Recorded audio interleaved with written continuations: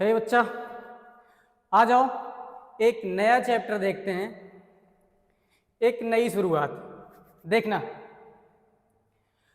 Class 12th वाले हों, चाहे वो एग्जाम बोर्ड का हो या फिर नीट 2026 का हो, दोनों के लिए है।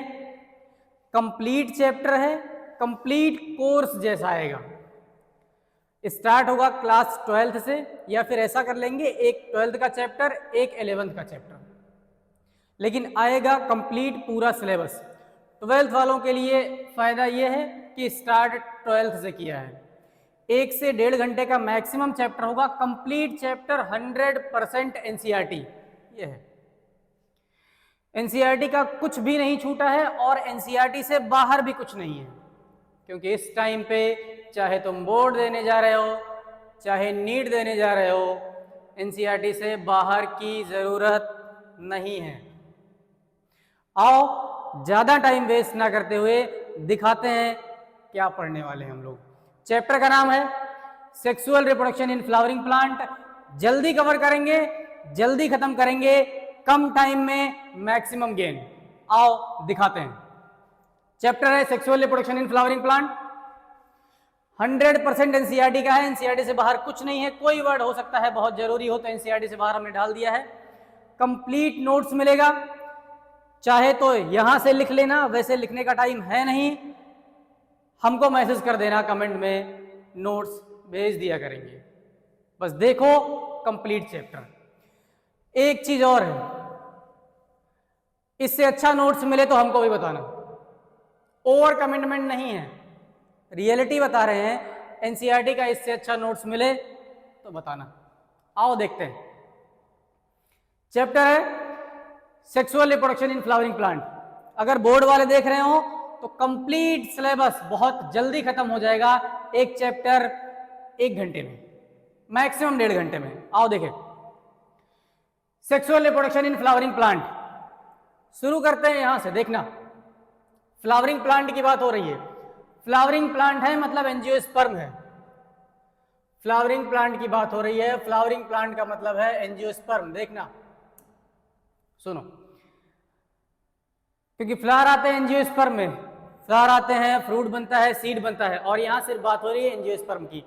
इसके पहले तक वो 11th की एनसीईआरटी में बात हुई है, जहां एल्गी, ब्रायो, टेरिडो और जिम्नो तक की बात हुई है। यहां है एंजियोस्पर्म। फ्लावरिंग प्लांट है मतलब एंजियोस्पर्म की बात हो रही है, और एंजियोस्पर्म फ्लावरिंग प्लांट में है सेक्सुअल रिप्रोडक्शन, क्योंकि सेक्सुअल रिप्रोडक्शन का ही प्रोडक्ट होता है सीड। सेक्सुअल रिप्रोडक्शन से ही सीड बनता है, फ्रूट बनता है। आओ देखें, स्टार्ट करते हैं यहां से। चलो देखो, चलो चलो चलो चलो। ओहो रुको भाई, देखो ये एक फ्लावर है। ये फ्लावर में देखना, ये फ्लावर है बाइसेक्सुअल। कैसे पहचानेंगे? बाइसेक्सुअल फ्लावर है क्योंकि इसमें स्टिग्मा, स्टाइल और ओवरी भी है। इसके अलावा इसके पास एंथर और फिलामेंट भी है। एंथर और फिलामेंट मतलब स्टमेन भी है और कार्पेल भी है। अगर किसी भी फ्लावर में स्टमेन भी है, स्टमेन मतलब एंथर, और फिलामेंट कार्पेल है मतलब स्टिग्मा, स्टाइल, ओवरी है, तो फ्लावर है बाइसेक्सुअल। अभी केवल पहचान लो कि फ्लावर बाइसेक्सुअल है, स्टिग्मा, स्टाइल, ओवरी है, एंथर और फिलामेंट है। स्टमेन के पार्ट है एंथर और फिलामेंट। स्टमेन वो पार्ट है जहां पॉलन ग्रेन, स्टमेन और फिलामेंट, एंथर वो पार्ट है जहां पॉलन ग्रेन का फॉर्मेशन होता है। ये स्टिग्मा, स्टाइल और ओवरी, ये बेसल बल्ज पार्ट होता है ओवरी, जहां ओव्यूल प्रेजेंट होता है। ये स्टिग्मा है जहां पॉलन ग्रेन आके लैंड होता है, और उसके नीचे वाला पार्ट स्टाइल है जहां से पॉलन ट्यूब पहुंचता है ओव्यूल तक। ये सब डिटेल आगे आएगा। बस ये देखो एनसीईआरटी के स्टार्टिंग में ही ये डायग्राम दिया हुआ है, तो ये समझ में आना चाहिए कि बाइसेक्सुअल फ्लावर है, बस और कुछ भी नहीं इसमें। आगे देखो, सबसे पहले है प्री फर्टिलाइजेशन। हेडिंग सब कुछ वैसा ही है जैसा एनसीईआरटी में है, सब कुछ वैसे ही निकाल के रख, एनसीईआरटी की आत्मा निकाल के रख दी है सामने तुम्हारे, जो मर्जी कर लो इसके साथ। ये देखो एनसीईआरटी है कंप्लीट। सुनना, pre fertilization structure and event. Plant में फर्टिलाइजेशन से पहले क्या क्या होता है? प्री फर्टिलाइजेशन, एक्चुअल फ्लावर दिखने से पहले क्या क्या होता है? क्योंकि मेन रिप्रोडक्टिव ऑर्गन प्लांट का तो फ्लावर होता है ना, तो फ्लावर बनने से पहले प्लांट में क्या क्या होता है? देखो, before flowering hormonal and structural changes. Flower बन गया फिर तो मतलब आ गया उसका रिप्रोडक्टिव फेज। रिप्रोडक्टिव फेज आने से पहले उसमें हार्मोनल चेंजेस होते हैं, कुछ स्ट्रक्चरल चेंजेस होते हैं, सब कुछ एनसीईआरटी का है। Differentiation and development of floral primordium, differentiation mature होगा, डेवलप होगा फ्लोरल प्राइमोडियम और बदल जाएगा फ्लावर में। नेक्स्ट, फ्लावर बनेगा, फ्लावर है मेल रिप्रोडक्टिव स्ट्रक्चर, और मेल रिप्रोडक्टिव स्ट्रक्चर फ्लावर में होता है एंड्रोसियम, जिसको कहते हैं, जो क्या है, वर्ल ऑफ स्टैमेन। इसके वर्ल को स्टैमेन कहते हैं। तो चाहे कह दो एंड्रोसियम, चाहे कह दो स्टैमेन, एक ही बात है।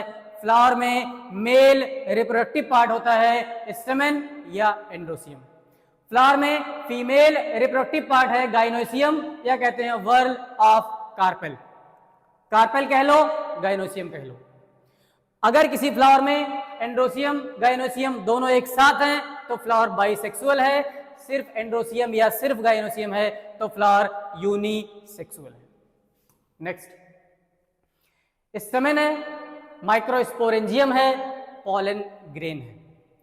एनसीईआरटी की हेडिंग है, उसी अकॉर्डिंग हमने किया है, सब कुछ सीक्वेंस भी सेम रखा है ताकि सामने एनसीईआरटी रखो तो बात कंप्लीट समझ आ जाए।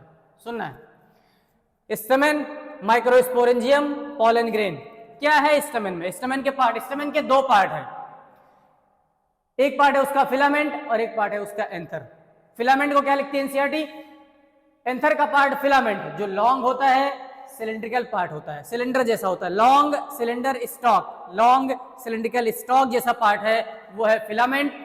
और जनरली बाई लोब, इस तरह का, एक लोब ये वाला, एक लोब ये वाला, बाई लोब्ड पार्ट ये है, ऐसा समझो, एक लोब ये है, एक लोब ये है, और ये उसका फिलामेंट, ये फिलामेंट हो गया, ये बाई लोब्ड पार्ट हो गया, तो ये हो गया एंथर और ये हो गया फिलामेंट। ये देखो, तो स्टैमेन में ज्यादातर क्वेश्चन जो पूछा जाता है वो एंथर वाले पार्ट से। एंथर कैसा होता है? जनरली एंथर, एंजियोस्पर्म में जनरली एंथर बाइलोब्ड होता है, दो लोब होते हैं। Number and length of stamen variable in flower of different species. अलग अलग स्पीसीज के प्लांट अगर हैं, अलग अलग स्पीसीज के फ्लावर हैं, तो उसमें स्टैमेन का नंबर भी अलग हो सकता है, स्टैमेन की लेंथ भी अलग हो सकती है। 11th में यही इसी का एक्सेप्शन पढ़ते हैं, number and length of stamen. Stamen का नंबर भी और स्टैमेन का लेंथ भी वेरिएबल हो सकता है। कहाँ?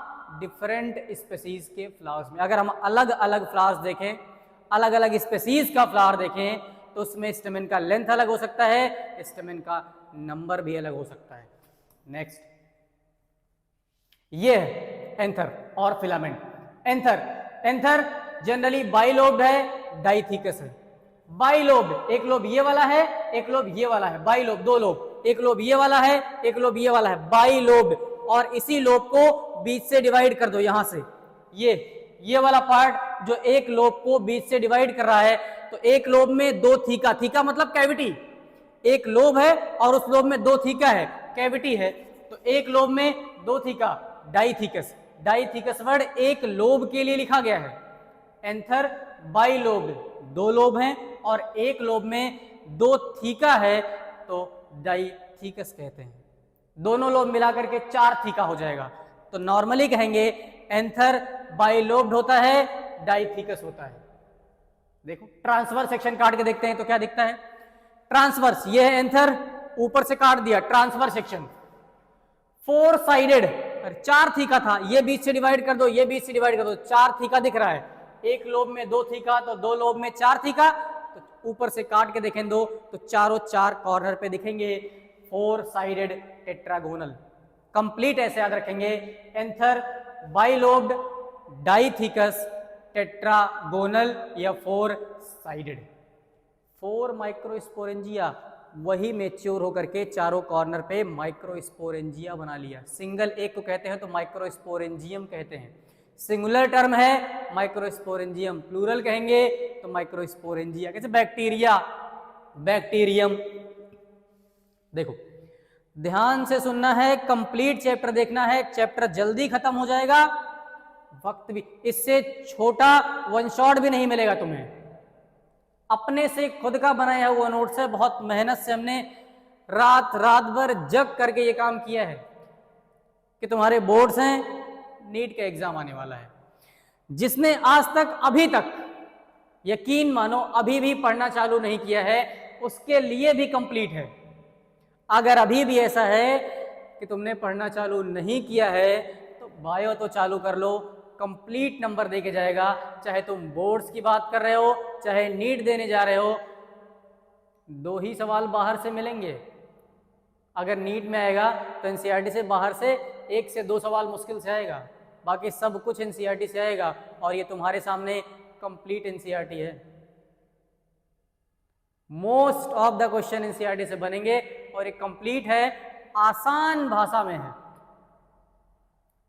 अगर है तुम्हारे अंदर वो दम कि बैठ के 1-1.5 घंटे सुन सकते हो तो आओ सुनो, नोट्स मिल जाएगा, एक चैप्टर पढ़ के देखो, उसके बाद देखना कि फिर क्या समझ आया है। आओ सुनो। तो आंसर बाइलोब्ड डाइथिकस 4 साइडेड या टेट्रागोनल 4 माइक्रोस्पोरेंजिया, 4 कॉर्नर पे 4, वो 4 टेट्रागोनल, आगे चल के 4 माइक्रोस्पोरेंजिया, 1 2 3 और ये 4 माइक्रोस्पोरेंजिया। 2 इन ईच लोब, अरे 2 लोब हैं, एक लोब में 2 माइक्रोस्पोरेंजिया, तो 2 लोब में 4 माइक्रोस्पोरेंजिया। यही माइक्रोस्पोरेंजिया मैच्योर होकर के पॉलन सैक बना लेते हैं और इन्हीं पॉलन सैक में पॉलन ग्रेन का फॉर्मेशन होता है। यही माइक्रोस्पोरेंजिया मैच्योर होकर पॉलन सैक बना लेते हैं और पॉलन सैक में पॉलन ग्रेन का फॉर्मेशन होता है। ये है डायग्राम, ये है एंथर, ये है उसका लॉन्ग सिलेंडर स्टॉक फिलामेंट, ये ट्रांसफर सेक्शन है, ऊपर से माइक्रोस्पोरेंजिया दिख रहा है, पॉलन सैक बन गया है मैच्योर होकर के, इसी में पॉलन ग्रेन का फॉर्मेशन हो रहा है। आओ आगे देखो। माइक्रोस्पोरेंजियम क्या है? माइक्रोस्पोरेंजियम, माइक्रोस्पोरेंजियम एक 4 माइक्रोस्पोरेंजिया है, एक की बात कर रहा है कि कैसा होता है माइक्रोस्पोरेंजियम। माइक्रोस्पोरेंजियम की वॉल लेयर होती है 4, ये जो माइक्रोस्पोरेंजियम है 4 वॉल लेयर होती है माइक्रोस्पोरेंजियम की। बाहर से अंदर की तरफ याद रखेंगे हम लोग, सबसे बाहर वाली लेयर एपिडर्मिस, अंदर वाली लेयर इंडोथीसियम, तीसरी लेयर मिडिल लेयर और चौथी वाली लेयर होती है tapetum. Epidermis, endothecium, middle layer, tapetum. फिर से याद करो, माइक्रोस्पोरेंजियम की 4 layer, epidermis, endothecium, middle layer, tapetum. Question में ध्यान से पढ़ लेना जब क्वेश्चन आए कि बाहर से अंदर की तरफ पूछ रहा है कि अंदर से बाहर की तरफ पूछ रहा है। बाहर से अंदर याद रखो, epidermis, endothecium, middle layer, tapetum. सुनो, बाहर की 3 layer epidermis, endothecium, middle layer protection देती हैं और डेहिसेंस में हेल्प करती हैं। डेहिसेंस मतलब ये है एंथर। जब एंथर मैच्योर होगा, डिहाइड्रेट होगा, तो एंथर यहां से इस तरह से फट जाएगा और एंथर फट जाएगा, पॉलन ग्रेन बाहर हवा में आ जाएंगे। तो पॉलन एंथर का डिहाइड्रेट होना, उसका फटना और पॉलन ग्रेन का बाहर निकल जाना, यही डेहिसेंस ऑफ एंथर कहलाता है। तो बाहर की 3 लेयर एंथर के डेहिसेंस में हेल्प करती हैं और अंदर डेवलपिंग पॉलन ग्रेन को प्रोटेक्शन देती हैं। अंदर डेवलपिंग पॉलन ग्रेन को प्रोटेक्शन देती हैं, एंथर के डेहिसेंस में हेल्प करती हैं। बाहर की 3 layer epidermis, endothecium, middle layer और tapetum. Protection, dehiscence of anther, और एंथर डेहिसेंस होगा तो वहां से पॉलन ग्रेन रिलीज हो जाएगा। Next, tapetum. सबसे इनर मोस्ट लेयर है टेपेटम। इसके पास साइटोप्लाज्म डेंस होता है क्योंकि पॉलन ग्रेन के सबसे करीब होती है और जो सबसे करीब होगी वो सबसे ज्यादा ख्याल रखेगी। यही तो होता है, देखो। तो सबसे करीब होगी वो सबसे ज्यादा ध्यान रखेगी। सबसे करीब लेयर कौन सी है? टेपेटम। किसका ध्यान रखना है? डेवलपिंग पॉलन ग्रेन का। इसीलिए साइटोप्लाज्म कैसा है? डेंस। न्यूक्लियस भी कैसा है? मोर देन 1 न्यूक्लियस है। तो टेपेटम के पास न्यूक्लियस 1 से ज्यादा हो सकता है। इनर मोस्ट लेयर होती है, किसकी लेयर है? माइक्रोस्पोरेंजियम की, और साइटोप्लाज्म डेंस है। Nourish the developing pollen grain. ये डेवलपिंग पॉलन ग्रेन को नरिशमेंट देती है, सबसे करीब है, सबसे पास है, सबसे ज्यादा ध्यान रखेगी। कौन? टेपेटम। डेवलपिंग पॉलन ग्रेन को नरिशमेंट देगी। नेक्स्ट, जब एंथर यंग होता है, यंग एंथर, माइक्रोस्पोरेंजियम, सुनना, यंग एंथर में माइक्रोस्पोरेंजियम सेंटर में कह रहा है, यंग एंथर में माइक्रोस्पोरेंजियम है, माइक्रोस्पोरेंजियम के सेंटर में group of homogeneous cells. Young anther है, माइक्रोस्पोरेंजियम है, माइक्रोस्पोरेंजियम के सेंटर में एक ही टाइप की ढेर सारी सेल्स। माइक्रोस्पोरेंजियम के सेंटर में एक ही टाइप की ढेर सारी सेल्स ग्रुप होकर के ग्रुप में बना लिया है टिश्यू। कौन सा टिश्यू? Sporogenous tissue. तो स्पोरोजीनस टिश्यू माइक्रोस्पोरेंजियम के सेंटर में, माइक्रोस्पोरेंजियम के सेंटर में स्पोरोजीनस टिश्यू, और इस टिश्यू में मियोसिस होता है तो माइक्रोस्पोर बन जाते हैं। वैसे बीच में एक और स्टेप आता है, माइक्रोस्पोर मदर सेल। अभी आगे आ जाएगा, अभी के लिए देख लो। एनसीईआरटी डायरेक्ट लिखती है कि स्पोरोजीनस टिश्यू में मियोसिस, और मियोसिस से बन गया माइक्रोस्पोर, और मियोसिस फर्स्ट होता है, मियोसिस सेकंड होता है। मियोसिस में एक बार में 4 नई सेल बनती हैं, तो इसीलिए 4 को कह दिया टेट्राड। मियोसिस हुआ है, इसका मतलब स्पोरोजीनस टिश्यू डिप्लॉयड है और माइक्रोस्पोर टेट्राड हैप्लॉयड है। एनसीईआरटी ने क्वेश्चन पूछा है टेट्राड की पोलॉइडी क्या होगी? हैप्लॉयड 4 बनेंगे, चारों एन एन एन और एन होंगे। Sporogenous tissue.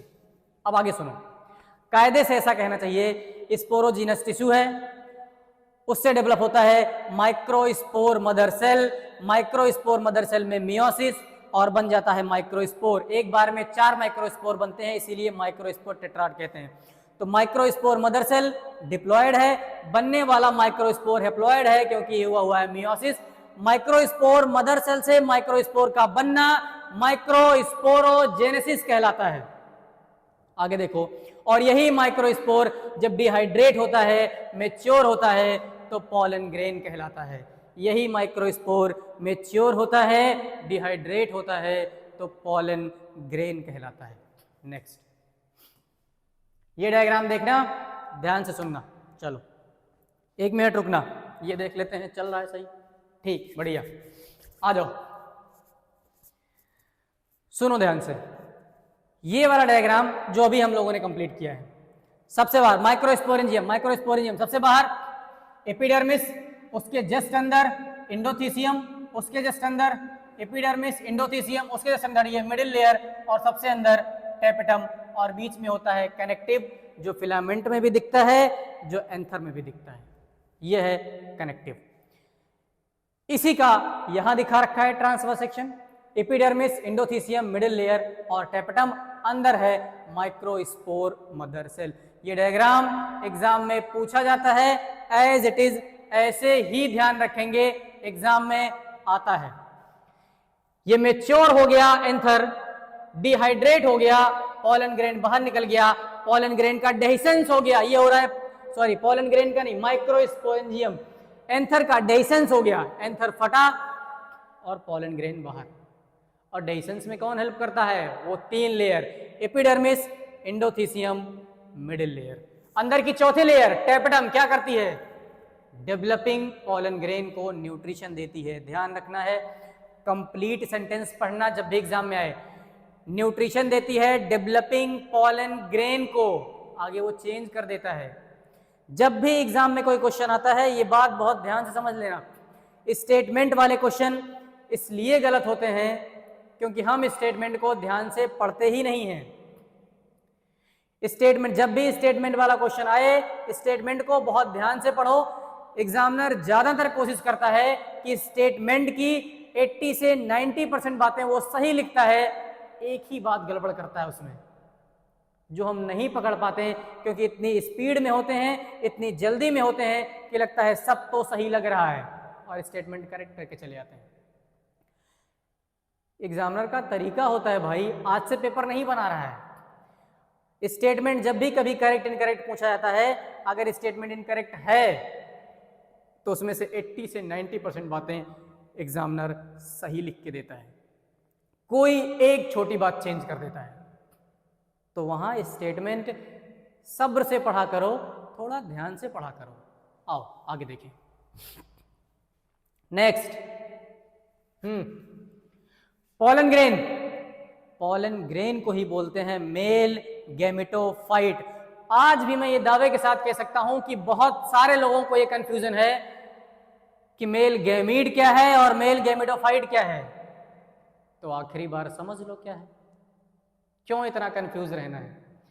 Pollen grain male gamete नहीं, मेल गैमेटोफाइट है। आगे चल के पॉलन ग्रेन के जनरेटिव सेल में डिवीजन होगा, तब मेल गैमीट बनेगा। गैमेटोफाइट वो होता है जो अपने अंदर गैमीट को बियर करता है, गैमीट को रखता है, और वैसे ही पॉलन ग्रेन है। पॉलन ग्रेन मेल गैमेटोफाइट है, वैसे ही जैसे एम्ब्रियो सैक फीमेल गैमेटोफाइट है। पॉलन ग्रेन मेल गैमेटोफाइट है। आगे चल के इसी में दो टाइप की सेल मिलेंगी, वेजिटेटिव सेल और जनरेटिव सेल। वही जनरेटिव सेल डिवाइड करेगी तो दो मेल गैमीट बनेगा। पॉलन ग्रेन मेल गैमीट नहीं है, गैमेटोफाइट है। तो पॉलन ग्रेन है मेल गैमेटोफाइट, जिसका डायमीटर होता है 25 to 50 माइक्रोमीटर। एनसीईआरटी में जो कुछ भी है उसमें से कुछ भी पूछा जा सकता है एग्जाम में, इसलिए कुछ भी छोड़ना नहीं है। और तुम्हारे सामने तो अब यकीन मानो इससे अच्छा नोट्स नहीं मिलेगा। सुनो, pollen grain male gametophyte, diameter 25 to 50 micrometre, male gametophyte है। कह रहा है दो वॉल लेयर होती है पॉलन ग्रेन की, दो लेयर होती है, एक होती है एक्साइन और एक होती है एंटाइन। पॉलन ग्रेन की जो आउटर मोस्ट लेयर है वो एक्साइन है, जो बनी होती है स्पोरोपोलिन की। पॉलन ग्रेन की आउटर मोस्ट लेयर एक्साइन है, बनी है स्पोरोपोलिन की। स्पोरोपोलिन सबसे मोस्ट रेजिस्टेंट ऑर्गेनिक मटेरियल है। हाई टेम्परेचर, एसिड, बेस या कोई भी एंजाइम पॉलन ग्रेन को डिग्रेड नहीं कर सकता। पॉलन ग्रेन आसानी से पॉलन ग्रेन की लेयर स्पोरोपोलिन को डिग्रेड नहीं कर सकता। स्पोरोपोलिन आसानी से डिस्ट्रॉय होने वाला नहीं है, कहते हैं मोस्ट रेजिस्टेंट ऑर्गेनिक मटेरियल है। और इसी स्पोरोपोलिन के प्रेजेंट होने की वजह से पॉलन ग्रेन को फॉसिल की तरह वेल प्रिजर्व करके रख सकते हैं। पॉलन, कई सारे पॉलन ग्रेन के फॉसिल इसलिए मिलते हैं, पता लगा ऐसा पॉलन ग्रेन मिला जो 2000 साल पुराना था, क्योंकि स्पोरोपोलिन था, उसने उसको बचा के रखा और उसने फिर भी फर्टिलाइजेशन करा दिया। सुनना, पॉलन ग्रेन की आउटर मोस्ट लेयर एक्साइन है, स्पोरोपोलिन की बनी है। Sporopollenin most resistant organic material है, इसी की वजह से पॉलन ग्रेन को फॉसिल की फॉर्म में प्रिजर्व करके रख सकते हैं। इनर मोस्ट लेयर इसकी एक्साइन होती है, एक्साइन वाली लेयर ये कॉन्टिन्यूअस होती है, सेलुलोज और पेक्टिन की बनी है। Inner most layer pollen grain की वो एक्साइन है, एंटाइन है, और एंटाइन बनी है सेलुलोज और पेक्टिन की। इनर मोस्ट लेयर एंटाइन है, सेलुलोज और पेक्टिन की बनी है। जो एक्साइन वाली लेयर है, जो स्पोरोपोलिन की बनी है, वो कॉन्टिन्यूअस नहीं होती है, उसमें एक पोर होता है, छोटा जर्म पोर। क्योंकि अगर वही पोर नहीं होगा तो जब आगे चल के इसमें पॉलन ट्यूब का फॉर्मेशन होगा तो पॉलन ट्यूब बाहर कहाँ से आएगा। स्पोरोपोलिन तो इतना हार्ड है ना, अगर उसको बाहर आना है पॉलन ट्यूब को अंदर से, तो स्पोरोपोलिन को कहीं तो जगह देनी पड़ेगी, और वो जगह होती है जर्म पोर। तो जर्म पोर वो पोर है जहां स्पोरोपोलिन एब्सेंट है, और यहीं से जर्मिनेशन होता है पॉलन ट्यूब का। यहीं से पॉलन ट्यूब जर्मिनेट करता है जहां स्पोरोपोलिन एब्सेंट है। इसके बेसिस पे मोनोकॉल्पेट और ट्राइकॉल्पेट टाइप के पॉलन ग्रेन होते हैं, 3 जर्म पोर और 1 जर्म पोर वाले, याद रखने की जरूरत नहीं। नेक्स्ट, देखो देख रहे हो नोट्स, क्या कमाल का काम किया है।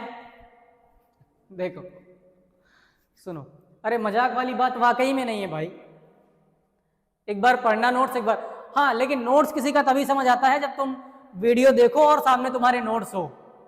तो नोट्स मिल जाएगा, कमेंट कर लेना, मैसेज कर लेना, नोट्स मिल जाएगा। देखो, या फिर नहीं तो उस पे जाना, चैनल पे इंस्टा की आईडी होगी, उस पे DM कर देना, नोट्स मिल जाएगा। बस ध्यान रखना, नोट्स के साथ लेक्चर देखना, मजा आ जाएगा। देखो फिर कुछ रह नहीं जाएगा तुम्हारे पास, कुछ लैक नहीं रह जाएगा, कंप्लीट हो जाएगा। उसके बाद एनसीईआरटी पढ़ोगे ना, ऐसे मक्खन जैसा समझ में आएगा। करके देखो तो सही। देखो अब कह रहा है जब पॉलन ग्रेन मैच्योर हो जाता है, मैच्योर पॉलन ग्रेन में दो सेल होती है, एक होती है वेजिटेटिव सेल और एक होती है जेनरेटिव सेल।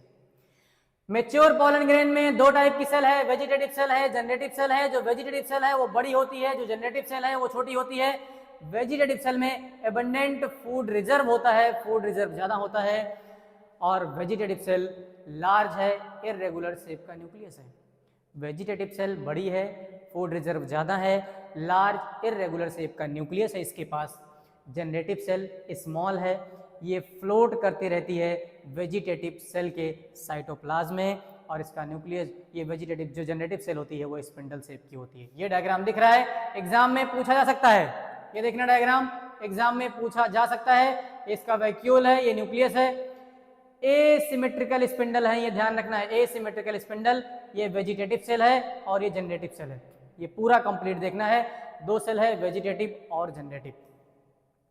अब सुनना एनसीईआरटी की वो लाइन जो बहुत कम समझ आती है। आओ आज ऐसा कुछ नहीं रह जाएगा, सुनना। कह रहा है जब पॉलन ग्रेन मैच्योर हुआ तो उसके पास दो टाइप की सेल है, वेजिटेटिव सेल है और जनरेटिव सेल है। 60% ऑफ द एंजियोस्पर्म में पॉलन ग्रेन इन्हीं टू सेल्ड स्टेज में शेड हो जाता है। मतलब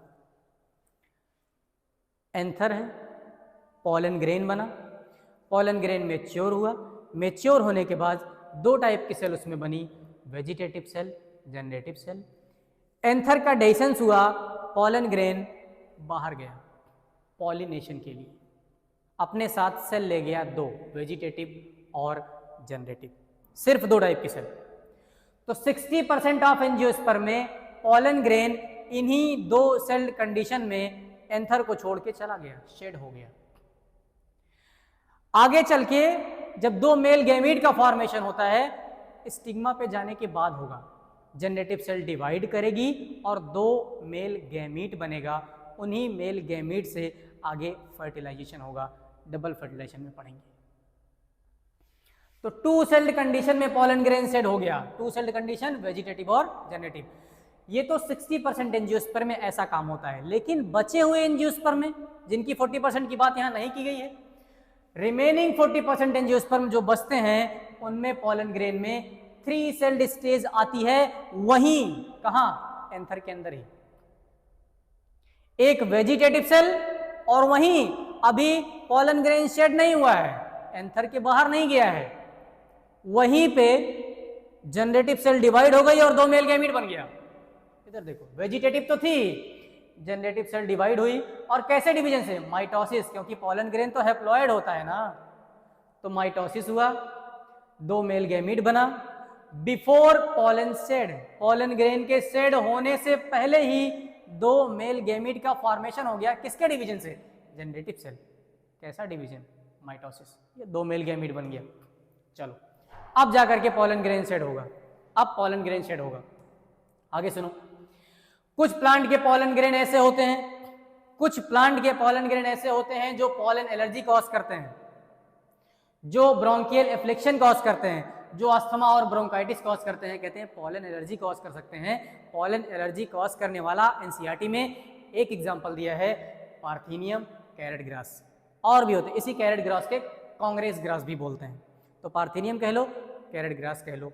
जो इंडिया आया था इंपोर्टेड वीट के साथ, ये यहाँ का इंडिजिनस नहीं है, एक्सोटिक है। इंपोर्टेड, बाहर से जो वीट इंपोर्ट किया गया था उसके साथ ये इंडिया आ गया था, और अब यहां भी ग्रो करता है। Next, pollen grain. Pollen grain में न्यूट्रिएंट्स होते हैं पॉलन ग्रेन में, इसीलिए पॉलन टेबलेट्स बनाए जाते हैं, और इन पॉलन टेबलेट्स का यूज फूड सप्लीमेंट की तरह होता है।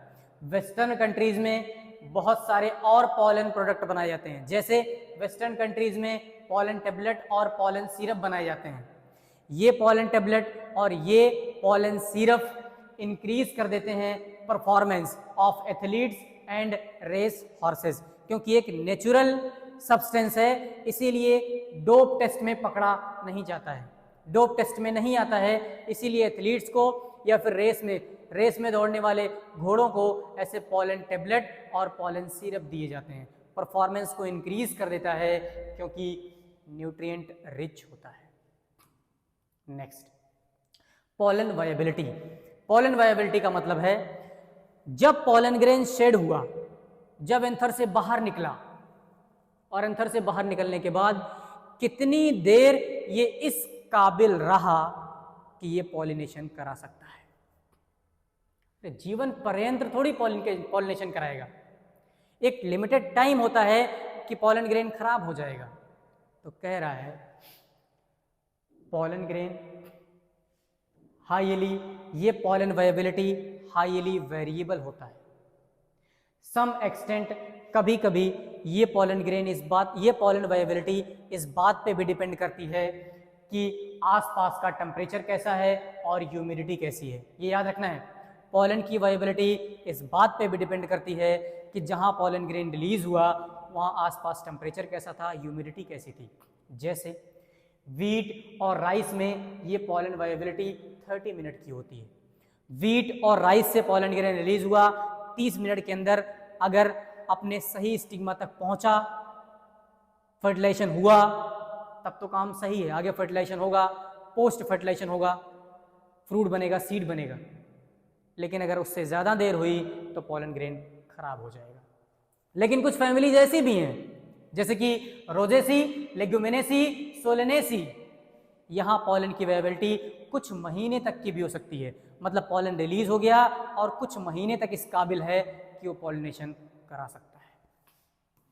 नेक्स्ट, पॉलन का स्टोरेज। पॉलन ग्रेन को स्टोर कर सकते हैं लिक्विड नाइट्रोजन में, जैसे सीड बैंक में सीड को स्टोर करते हैं, जैसे गैमीट बैंक में गैमीट को स्टोर करते हैं, वैसे ही पॉलन ग्रेन को स्टोर कर सकते हैं लिक्विड नाइट्रोजन में। -196 डिग्री टेम्परेचर पे पॉलन बैंक कहते हैं, सीड स्टोर कहते हैं तो सीड बैंक कहते हैं। नेक्स्ट, पिस्टिल, मेगास्पोरेंजियम, ओव्यूल या एम्ब्रियो। थोड़ा हम जल्दी इसलिए चल रहे हैं क्योंकि सिलेबस भी तो टाइम पे होना चाहिए, ताकि ऐसा ना हो कि 5 घंटे का वन शॉट हो गया। क्या मतलब रहा वन शॉट का? तो वन शॉट का मतलब है छोटा हो, कंप्लीट हो, पढ़ने के बाद लगे कि क्वेश्चन सही हो रहा है, बन रहा है क्वेश्चन। आओ, पिस्टिल, मेगास्पोरेंजियम, उसी को ओव्यूल कहते हैं, या आगे एम्ब्रियोसाइट। क्या होता है आगे देखो। Pistil, gynoecium, female reproductive part है गाइनोसियम। गाइनोसियम जिसको कार्पेल कहते हैं। एक कार्पेल है मोनोकार्पेली, एक से ज्यादा कार्पेल है मल्टीकार्पेली। सिंगल पिस्टिल या single carpel, single pistil, monocarpellary, more than one pistil, मल्टीकार्पेली।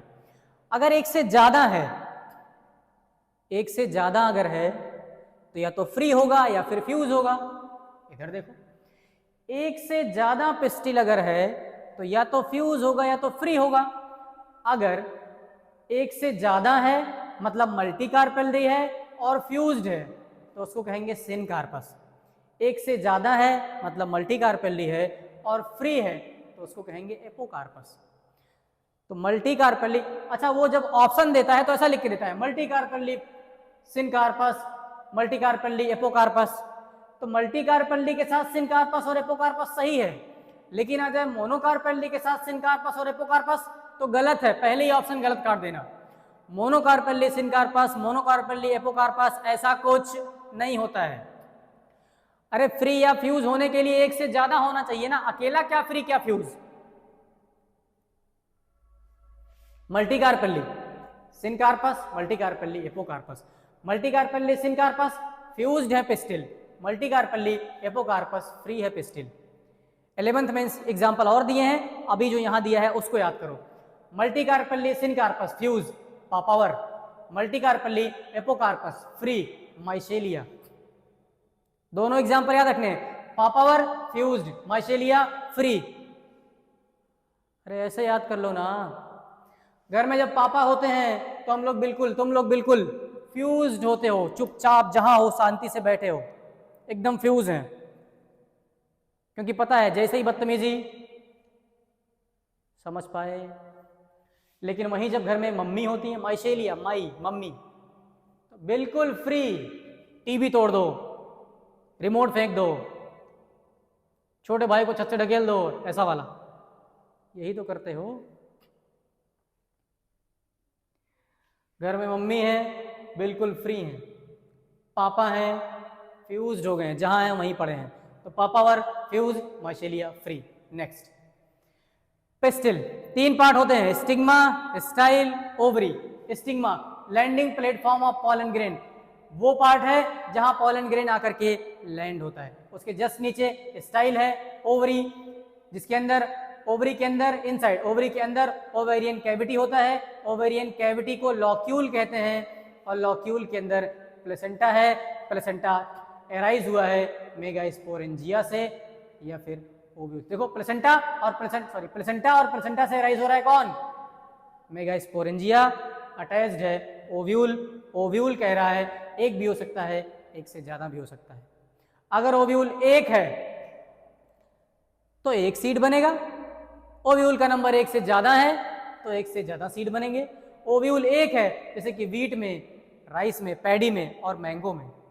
एक से ज्यादा ओव्यूल, पपाया, वाटरमेलन, ऑर्किड, इसीलिए एक से ज्यादा सीड देखने को मिलते हैं यहाँ। तो ओवरी के अंदर ओवेरियन कैविटी, ओवेरियन कैविटी को लॉक्यूल कहते हैं, वहां प्रेजेंट है प्लेसेंटा, अटैच्ड है मेगास्पोरेंजियम, ओव्यूल, प्लेसेंटा जस्ट ऊपर देखोगे ओव्यूल होता है। ओव्यूल का नंबर ओवरी में, ओव्यूल का नंबर एक भी हो सकता है और एक से ज्यादा भी हो सकता है। मेगास्पोरेंजियम जिसको ओव्यूल कॉमनली कह लिया जाता है, मेगास्पोरेंजियम जिसको कॉमनली ओव्यूल कह लेते हैं। आओ देखें क्या है ओव्यूल। ओव्यूल अटैच होता है फ्यूनिकल से, ओव्यूल देखना, sorry, ovule attach to placenta, ovule attach है प्लेसेंटा से, और बीच में जो अटैचमेंट प्रोवाइड करता है उसको कहते हैं फ्यूनिकल। ओव्यूल अटैच होता है प्लेसेंटा से, नीचे प्लेसेंटा है, ऊपर अटैच है, कुशन लाइक प्लेसेंटा होता है, प्लेसेंटा है, उसके ऊपर ओव्यूल है, और बीच में जो अटैचमेंट प्रोवाइड करता है वो फ्यूनिकल होता है। और ओव्यूल और फ्यूनिकल जिस के अटैचमेंट को कहते हैं हाइलम, जिस रीजन में अटैचमेंट होता है। ओव्यूल और फ्यूनिकल जिस रीजन में अटैच होते हैं उस रीजन को हाइलम कहते हैं। इधर है stigma, style, ovary, syncarpous, apocarpous, और ये अभी आगे देखेंगे। मेगा स्पोरोजेनेसिस, सुनना, माइक्रोस्पोरोजेनेसिस पढ़ा था, फॉर्मेशन ऑफ माइक्रोस्पोर। अब है megasporogenesis, formation of megaspore. सुनना ध्यान से, megasporogenesis, megaspore mother cell से मेगा स्पोर का फॉर्मेशन, और क्योंकि हुआ है मियोसिस तो स्पोर बनेंगे, मेगा स्पोर बनेंगे 4। Megaspore mother cell diploid है, 2n है, मियोसिस होगा 4 मेगा स्पोर, और मेगा स्पोर की पोलैरिटी क्या हो जाएगी? n। नेक्स्ट, यहां माइक्रोस्पोरोजेनेसिस से कुछ बातें अलग हैं। माइक्रोस्पोरोजेनेसिस में 4 माइक्रोस्पोर बनते हैं जिनको माइक्रोस्पोर टेट्राड बोला था, और 4 के चारों माइक्रोस्पोर फंक्शनल होते हैं। यहां 4 मेगा स्पोर तो बने हैं, लेकिन 4 में से 3 डीजनरेट हो जाते हैं, सिर्फ एक फंक्शनल रह जाता है। एक मेगा स्पोर केवल फंक्शनल रह गया है, और क्योंकि एक सिंगल मेगा स्पोर से एम्ब्रियोसैक का डेवलपमेंट हो रहा है, इस डेवलपमेंट को मोनोस्पोरिक कहते हैं। ये समझना, ये सब चीजें लोग समझ नहीं पाते, मेगा स्पोर क्या, एम्ब्रियोसैक क्या है। मेगा स्पोर मदर सेल से मेगा स्पोर बनता है, 4 बनते हैं, 3 डीजनरेट हो जाता है, 3 खत्म हो गया, एक मेगा स्पोर बचा है जो फंक्शनल है। वही फंक्शनल मेगा स्पोर डेवलप हो जाएगा एम्ब्रियोसैक में, और एक सिंगल मेगा स्पोर से एम्ब्रियोसैक बना है, इसी को मोनोस्पोरिक डेवलपमेंट कहते हैं। सारा पॉइंट क्लियर कट एनसीईआरटी का है। आओ देखें, एम्ब्रियोसैक के हुई फीमेल गैमेटोफाइट कहते हैं, याद है? मेल गैमेटोफाइट क्या है? Pollen grain. मेल गैमेटोफाइट क्या है? Pollen grain.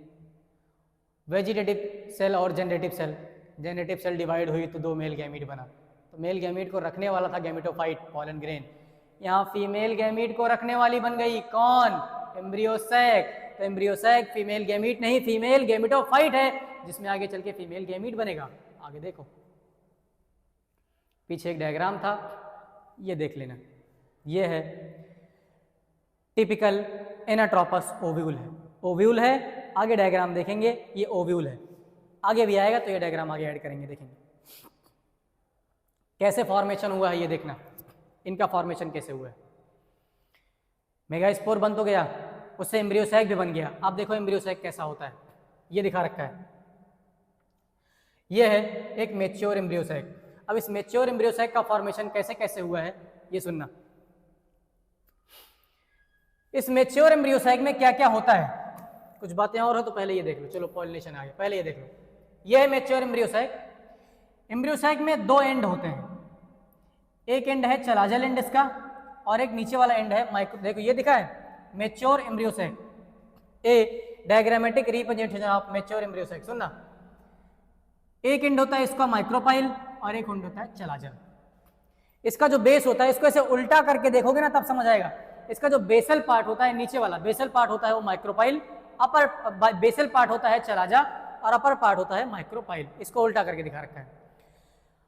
माइक्रोपाइलर एंड पे प्रेजेंट होती हैं synergid cells, filiform apparatus, egg cell, और चलाजल एंड पे इसके होते हैं एंटीपोडल सेल। बेसल पार्ट पे चलाजल एंड है, चलाजल एंड पे 3 सेल हैं एंटीपोडल, इधर भी 3 सेल हैं, एक एग सेल है और 2 सिनर्जिड सेल हैं। बीच में एक बड़ी सेल होती है जिसको कहते हैं सेंट्रल सेल। सेंट्रल सेल में 2 न्यूक्लियस हैं जिनको पोलर न्यूक्लियाई कहते हैं। आगे वो जो लिखा है वो वाला पार्ट अभी आगे हम लोग समझेंगे। कैसे फॉर्मेशन हुआ है वो देखो। ये एम्ब्रियोसैक 7 सेल्ड और 8 न्यूक्लिएटेड होता है। 7 सेल्ड और 8 न्यूक्लिएटेड का मतलब देखो 7 सेल हैं। फ्री न्यूक्लियर डिवीजन होता है, पहले एक सेल थी, डिवाइड हुई 1 से 2, देखना ये सेल है, यहाँ से 4 बनी और 4 से 8 बन गई, ये 8 न्यूक्लियस बना है। Free nuclear division, free nuclear division मतलब सिर्फ न्यूक्लियस का डिवीजन हुआ है, उसके जस्ट बाद सेल वॉल फॉर्मेशन नहीं हुआ है। सेल वॉल फॉर्मेशन होगा लेकिन थोड़े टाइम बाद होगा। स्टार्टिंग में सिर्फ न्यूक्लियस बन रहा है तो फ्री न्यूक्लियर डिवीजन है। तो ये हो रहा है फ्री न्यूक्लियर डिवीजन, 1 माइटोसिस और 2 माइटोसिस। टोटल सेल बनी है 8 सेल आकर गिनता हूं, देखो गिनो आओ, 1 cell, 2 cell, 3 cell, 3 antipodal cell, 2 synergid cell, 1 egg cell, 3 यहाँ 6, और एक बड़ी सी जो बनती है सेंट्रल सेल। ये देखो एक बड़ी बनी है वो सेंट्रल सेल। सेल 7 हैं और न्यूक्लियस 8 है। न्यूक्लियस कैसे, 1, 2 और 3। एंटीपोडल में 3 न्यूक्लियस हैं, 2 न्यूक्लियस सिनर्जिड वाले हैं, 1 न्यूक्लियस एग सेल का है, और सेंट्रल सेल में प्रेजेंट 2 पोलर न्यूक्लियाई। 7 सेल्ड हैं और 8 न्यूक्लियड हैं। एग्जाम में कई बार पूछा गया है ये सवाल कि टिपिकल एंजियोस्पर्म का एम्ब्रियोसैक कैसा होता है। 7 सेल्ड होता है, 8 न्यूक्लिएटेड होता है। 7 सेल में कौन कौन से cell, 3 antipodal cell, 1 egg cell, 2 synergid cell और एक बड़ी सी central cell, 7 cell.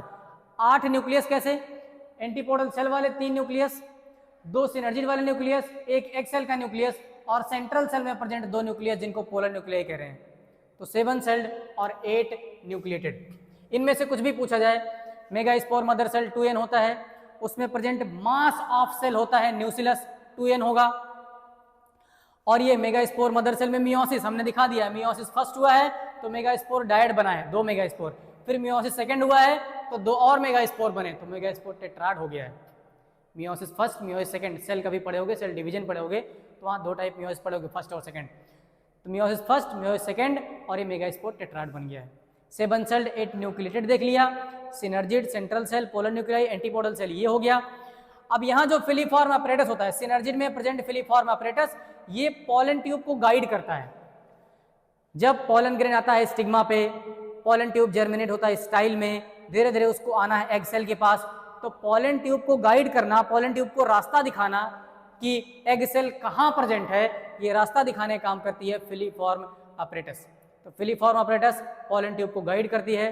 Polar nuclei, ये याद रखना है कि पोलर न्यूक्लियाई, एनसीईआरटी लाइन लिखती है पोलर न्यूक्लियाई प्रेजेंट है below the egg apparatus. Egg apparatus क्या होता है? एग और सिनर्जिड, एग सेल और सिनर्जिड सेल को मिला करके एग एपरेटस कहते हैं। एग एपरेटस सवाल पूछा गया है नीट में, एग एपरेटस में एक एग सेल होती है और दो सिनर्जिड सेल होती है।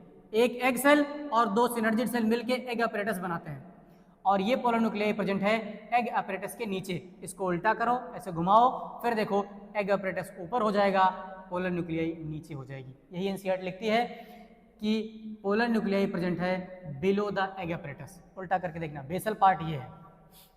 आगे देखो और क्या क्या होता है।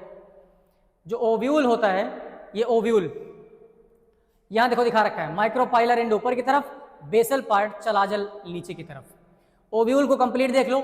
ओव्यूल में सबसे अंदर की तरफ, ये ओव्यूल सबसे अंदर की तरफ एम्ब्रियोसैक है, यही है फीमेल गेमेटोफाइट। ओव्यूल के अंदर फीमेल गेमेटोफाइट एम्ब्रियोसैक, उसके जस्ट बाहर mass of cell nucellus, just बाहर मास ऑफ सेल न्यूसिलस, पोलाइडी 2n। आगे उसके बाहर एक या दो integument, outer integument, inner integument layer होती है। यहाँ वाला एंड माइक्रोपाइल है। माइक्रोपाइल वो एंड होता है जहाँ पे इंटेगुमेंट अब्सेंट होती है। देखो इंटेगुमेंट, आउटर और इनर इंटेगुमेंट हर जगह है, इस पूरे न्यूसिलस को कवर करती है, लेकिन एक जगह छोड़ करके, और वो है माइक्रोपाइल। माइक्रोपाइल वाले एंड को छोड़ करके बाकी कंप्लीट ओव्यूल के पास क्या होता है? इंटेगुमेंट होता है। और ये रीजन है फ्यूनिकल, ये रीजन है हाइलम। ये लिखा रखा है ovule fuse with funicle. Hilum वो रीजन है जहां ओव्यूल फ्यूनिकल से फ्यूज होता है। तो ये हो गया टिपिकल एंजियोस्पर्म का ओव्यूल, जो होता है 7 सेल्ड और 8 न्यूक्लिएटेड। नेक्स्ट है अपने पास पॉलिनेशन। पॉलिनेशन, पॉलन ग्रेन का ट्रांसफर होना एंथर से स्टिग्मा तक। पॉलन ग्रेन बना है बाइलोब्ड एंथर में, एंथर से उसको जाना है स्टिग्मा तक, और स्टिग्मा से होते हुए स्टाइल के थ्रू ओव्यूल तक पहुंचना है। तो पॉलन ग्रेन का एंथर से स्टिग्मा तक जाना, यही कहलाता है पॉलिनेशन। सुनना कि पॉलिनेशन कितने टाइप का होता है। 3 टाइप का है पॉलिनेशन, ऑटोगैमी, जिटेनोगैमी और जीनोगैमी। 3 टाइप में देखना क्या क्या है पॉलिनेशन का टाइप। सबसे पहला ऑटोगैमी, किस किस तरीके से पॉलन ग्रेन ट्रांसफर हो सकता है। पहला है ऑटोगैमी। ऑटोगैमी को नॉर्मली सेल्फ पॉलिनेशन भी कहते हैं। ऑटोगैमी मतलब सेल्फ पॉलिनेशन। बाइसेक्सुअल फ्लावर है with in the same flower, ये दिखा रखा है। बाइसेक्सुअल फ्लावर है, एंड्रोसियम भी यही है, गाइनोसियम भी यही है, स्टमेन भी यही है, कार्पेल भी यही है, और यहां से सेम फ्लावर से पॉलन ग्रेन रिलीज हुआ और उसी फ्लावर के स्टिग्मा पे आके लैंड हो गया। तो with in the same flower autogamy कहते हैं। सेल्फ पॉलिनेशन होता है, अपने ही पॉलन ग्रेन से फर्टिलाइज हो गया। तो ये है पॉलन ग्रेन अपने ही स्टिग्मा पे लैंड हो गया, इसको कहते हैं ऑटोगैमी। ऑटोगैमी सेल्फ पॉलिनेशन है। अगर हम नॉर्मल फ्लावर की बात करें कि जैसे नॉर्मली जो फ्लावर हम लोग देखते हैं, नॉर्मल फ्लावर में जो एंथर होता है, स्टिग्मा है, वो जनरली ओपन और एक्सपोज्ड होता है। नॉर्मल अपने आसपास के जो बाइसेक्सुअल फ्लावर हम लोग देखते हैं, उनका एंथर और स्टिग्मा एक्सपोज्ड होता है। और अगर एंथर और स्टिग्मा एक्सपोज्ड दिख रहा है, ओपन दिख रहा है, तो कंप्लीट ऑटोगैमी होना बहुत रेयर है। फिर से समझना, एक फ्लावर है, बाइसेक्सुअल फ्लावर है, एंथर ओपन है बिल्कुल, स्टिग्मा एक्सपोज है, तो उसमें ऑटोगैमी होने के चांस बहुत कम है। भले ही फ्लावर बाइसेक्सुअल है, भले ही एक ही फ्लावर में एंड्रोसियम गाइनोसियम दोनों है, स्टेमेन कार्पेल प्रेजेंट है, लेकिन कंप्लीट ऑटोगैमी बहुत रेयर है। वो इसलिए क्योंकि ओपन फ्लावर है। कोई दूसरा पॉलन ग्रेन कभी भी आ करके फर्टिलाइजेशन करा सकता है, पॉलिनेशन करा सकता है, या फिर इस वाले फ्लावर का एंथर उड़ करके किसी दूसरे पे जा सकता है, क्योंकि हमेशा ओपन है। कंप्लीट ऑटोगैमी बहुत रेयर होता है नॉर्मल फ्लावर्स में। एनसीईआरटी ने आगे कंडीशन बताई है कि अगर ऐसे नॉर्मल फ्लावर्स में जो बाइसेक्सुअल फ्लावर हैं उनमें ऑटोगैमी करानी है, सेल्फ पॉलिनेशन कराना है तो फ्लावर को कैसा होना चाहिए, कैसा होना चाहिए, देखो कंडीशन, ये देखो condition for autogamy in normal flower. पहली condition, synchrony in pollen release and stigma receptivity. Bisexual flower है, सिंक्रोनी इन पॉलन रिलीज, जब पॉलन ग्रेन रिलीज हो तो स्टिग्मा रिसीव करने के लायक हो चुका हो, मतलब जो पॉलन ग्रेन रिलीज हो रहा है वो उसी फ्लावर के स्टिग्मा पे रिलीज हो जाए, रिसीव हो जाए, कि दोनों साथ साथ में च्योर हो रहे हों। जब ये पॉलन रिलीज के काबिल हुआ तो ये पॉलन को रिसीव करने के काबिल हो जाए, इसी को कहते हैं एंथर और stigma should lie close to each other. मतलब सिंपल भाषा में समझें तो एंथर और स्टिग्मा साथ साथ मैच्योर होने चाहिए और पास पास होने चाहिए। अगर साथ साथ मैच्योर हो गए, जब पॉलन ग्रेन रिलीज हुआ वो रिसीव करने के लायक हो चुकी है, और उधर पास पास हैं तो उसी फ्लावर का पॉलन ग्रेन सेम फ्लावर के स्टिग्मा पर रिसीव हो जाएगा। तो अगर नॉर्मल फ्लावर में कंप्लीट ऑटोगैमी करानी है, सेल्फ पॉलिनेशन कराना है, तो ये दो कंडीशन होनी चाहिए कम से कम, कि दोनों साथ साथ मैच्योर होने चाहिए, सिंक्रोनी होनी चाहिए और दोनों पास पास होने चाहिए। दोनों कौन? एंथर और स्टिग्मा। नेक्स्ट 3 एग्जांपल दिए हैं फ्लावर के एनसीईआरटी ने, वियोला, ऑक्जेलिस और कॉमलिना। वियोला जिसको कॉमन पैंसी भी बोलते हैं, तो वियोला, ऑक्जेलिस और कॉमलिना, ये 3 एग्जांपल दिए हैं। जहां दिखा रखा है कि इसमें 2 टाइप के फ्लावर पाए जाते हैं। ये 3 प्लांट हैं जिनमें 2 टाइप के फ्लावर हैं। एक फ्लावर होता है कैस्मोगैमस और एक फ्लावर लगता है क्लिस्टोगैमस। एक ही प्लांट में 2 टाइप के फ्लावर लग रहे हैं, एक को कह रहे हैं कैस्मोगैमस, एक को कहते हैं cleistogamous. Chasmogamous flower normal flower के जैसा होता है, similar to normal flower, expose anther और stigma. Chasmogamous flower normal flower के जैसा है, एंथर और स्टिग्मा एक्सपोज है, एंथर और स्टिग्मा एक्सपोज है, तो फिर वही कंडीशन, कंप्लीट ऑटोगैमी रेयर हो जाएगी। और अगर कैस्मोगैमस फ्लावर में ऑटोगैमी करानी है तो ये कंडीशन होनी चाहिए। लेकिन जो क्लिस्टोगैमस फ्लावर होता है वो हमेशा क्लोज होता है, अंडरग्राउंड लगता है, जमीन के नीचे फ्लावर लग रहा है, अंडरग्राउंड है, और हमेशा क्लिस्टोगैमस है, इस तरह से क्लोज्ड है। और जब फ्लावर हमेशा क्लोज्ड है और बाइसेक्सुअल है, मेल गैमीट भी वहीं बन रहा है, फीमेल गैमीट भी वहीं बन रहा है, और हमेशा क्लोज भी है, एंथर और स्टिग्मा ओपन नहीं है, तो किसी दूसरे पॉलन ग्रेन के आने के चांस नहीं है, और नहीं है। Cleistogamous flower do not open at all, open नहीं होता है। Anther stigma lie close to each other, जब बंद है तो एंथर स्टिग्मा पास पास हैं। ऑलवेज ऑटोगैमस या सेल्फ पॉलिनेशन, हमेशा हमेशा और हमेशा ऑटोगैमी होगा क्लिस्टोगैमस में। Produce assured seed set, seed बनेगा ही बनेगा, बिल्कुल बनेगा, यहां जरूरत नहीं है किसकी, किसी पॉलिनेटर की। ये देखो, नो नीड ऑफ पॉलिनेटर, किसी पॉलिनेटर की जरूरत नहीं है। क्यों नहीं है? क्योंकि फ्लावर हमेशा क्लोज्ड है, पॉलिनेशन हो जाएगा। एडवांटेज और डिसएडवांटेज, यहां क्वेश्चन पूछ रहा है कि क्लिस्टोगैमस फ्लावर का होना प्लांट के लिए एडवांटेज है कि डिसएडवांटेज है? दोनों हो सकता है। एडवांटेज क्या है? एडवांटेज ये है कि यहां किसी पॉलिनेटर पे डिपेंड होने की जरूरत नहीं है, कि कोई पॉलिनेटर आएगा, पॉलन ग्रेन को लेके जाएगा, फिर पॉलिनेशन होगा। पॉलिनेटर पे डिपेंड नहीं है, यहां सीड बनेगा ही बनेगा, पॉलिनेटर हो चाहे ना हो। लेकिन डिसएडवांटेज भी है, सेम प्लांट का, सेम फ्लावर का पॉलन ग्रेन सेम स्टिग्मा पे जर्मिनेट हो रहा है, पॉलन ट्यूब बन रहा है, फर्टिलाइजेशन होगा, बाहर से कोई पॉलन ग्रेन नहीं आएगा तो जेनेटिक वेरिएशन नहीं आएगा, और जेनेटिक वेरिएशन नहीं आएगा तो रिसेसिव जीन का नंबर बढ़ने लग जाएगा, जिसको इन ब्रीडिंग डिप्रेशन कहते हैं। तो यहाँ रिसेसिव जीन का नंबर बढ़ने लग जाएगा, कोई जेनेटिक वेरिएशन नहीं आएगा, इन ब्रीडिंग डिप्रेशन हो जाएगा। तो एडवांटेज भी है, डिसएडवांटेज भी है। आगे देखो, दूसरा जिटिनोगैमी। वहां था सेम फ्लावर, वहां फ्लावर बाइसेक्सुअल था, यहां प्लांट बाइसेक्सुअल है, दोनों अलग अलग बातें होती हैं। वहां फ्लावर बाइसेक्सुअल था, एक ही फ्लावर में मेल गैमेट फीमेल गैमेट दोनों बन रहे थे। यहाँ प्लांट बाइसेक्सुअल है, मेल फ्लावर अलग है, फीमेल फ्लावर अलग है, लेकिन एक ही प्लांट पे है। देखो, another flower of same plant, plant एक ही है लेकिन फ्लावर अलग अलग है। यहां से पॉलन ग्रेन ट्रांसफर हुआ, यहां स्टिग्मा पे जाके लैंड हो गया। देखने में तो ऐसा लग रहा है कि पॉलन ग्रेन को यहां से यहां तक कोई लेके गया होगा, पॉलिनेटर लगा होगा, सही भी है।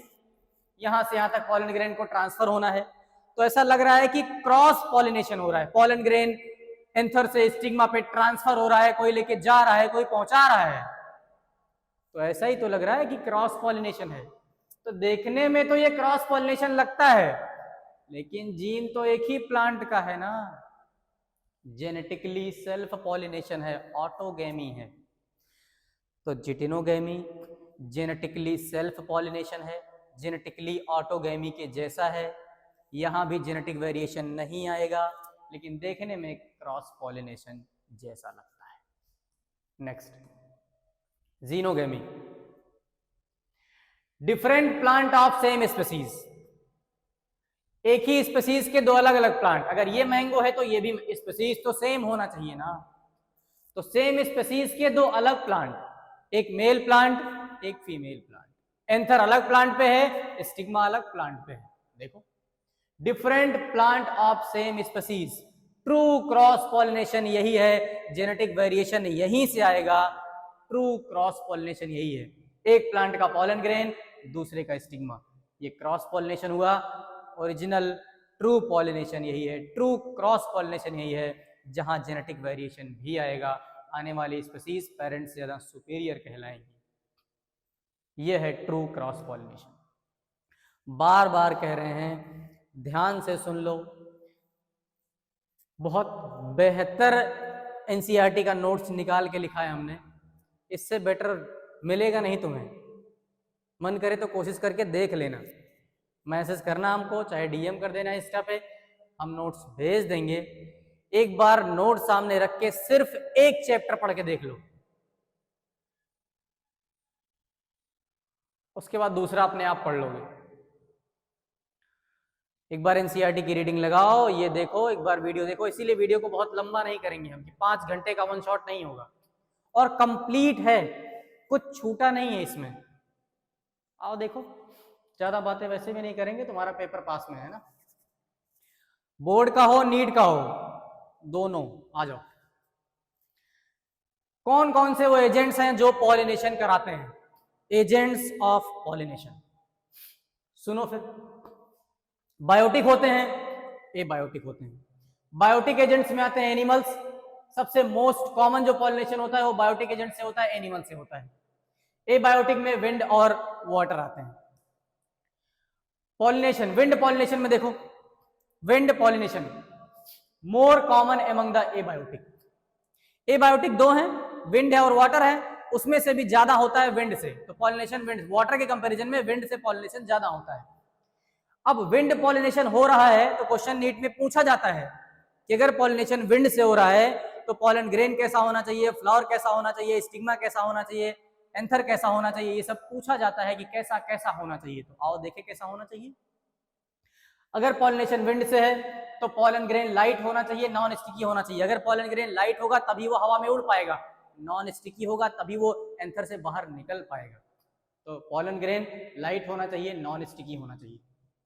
स्टेमेन वेल एक्सपोज होना चाहिए, इतना एक्सपोज स्टेमेन हो कि आसपास से पॉलन ग्रेन निकल रहा है तो उस पर लैंड हो जाए। वेल एक्सपोज स्टेमेन होना चाहिए। स्टिग्मा कैसा होना चाहिए? लार्ज होना चाहिए, फेदरी होना चाहिए, ऐसा स्टिग्मा होना। स्टेमेन वेल एक्सपोज मतलब आसानी से वहां से पॉलन ग्रेन रिलीज हो जाए, ऐसा स्टेमेन के लिए आसानी से पॉलन ग्रेन रिलीज हो जाए। स्टिग्मा, स्टिग्मा होना चाहिए लार्ज और फेदरी, बड़ा ऐसे हेयरी हो तो और अच्छी बात है। लार्ज स्टिग्मा हो तो कि आसपास से पॉलन ग्रेन जा रहा हो तो उसमें फंस जाए। स्टिग्मा लार्ज और फेदरी, पंख जैसा होना चाहिए, हेयरी होना चाहिए। विंड पॉलिनेशन अगर फ्लावर में हो रहा है, जिस भी फ्लावर में विंड से पॉलिनेशन होता है उसमें जनरली सिंगल ओव्यूल होता है, एक ओवरी में एक ही ओव्यूल होता है, क्योंकि विंड पॉलिनेशन हो रहा है, पॉलन ग्रेन के पहुंचने के चांस भी बहुत कम है, और ओव्यूल का नंबर भी अगर ज्यादा होगा तो बहुत सारा पॉलन ग्रेन लाना पड़ेगा।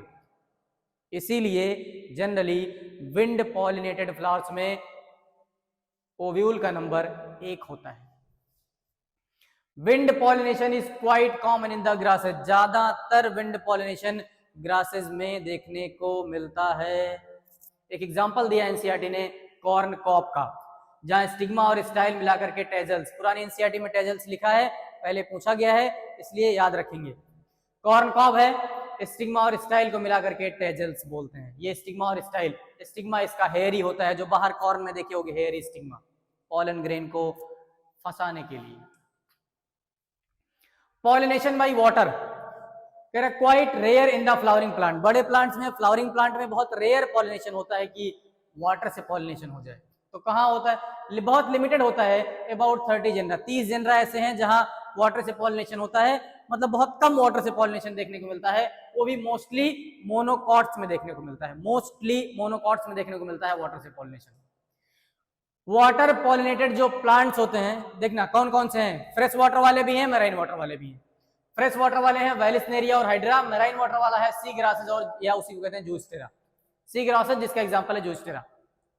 Water pollinated flowers, water pollinated plant Vallisneria hydra fresh water वाले हैं, सी ग्रासेस का एग्जांपल है जूस्टेरा जो मैराइन वाटर वाला है।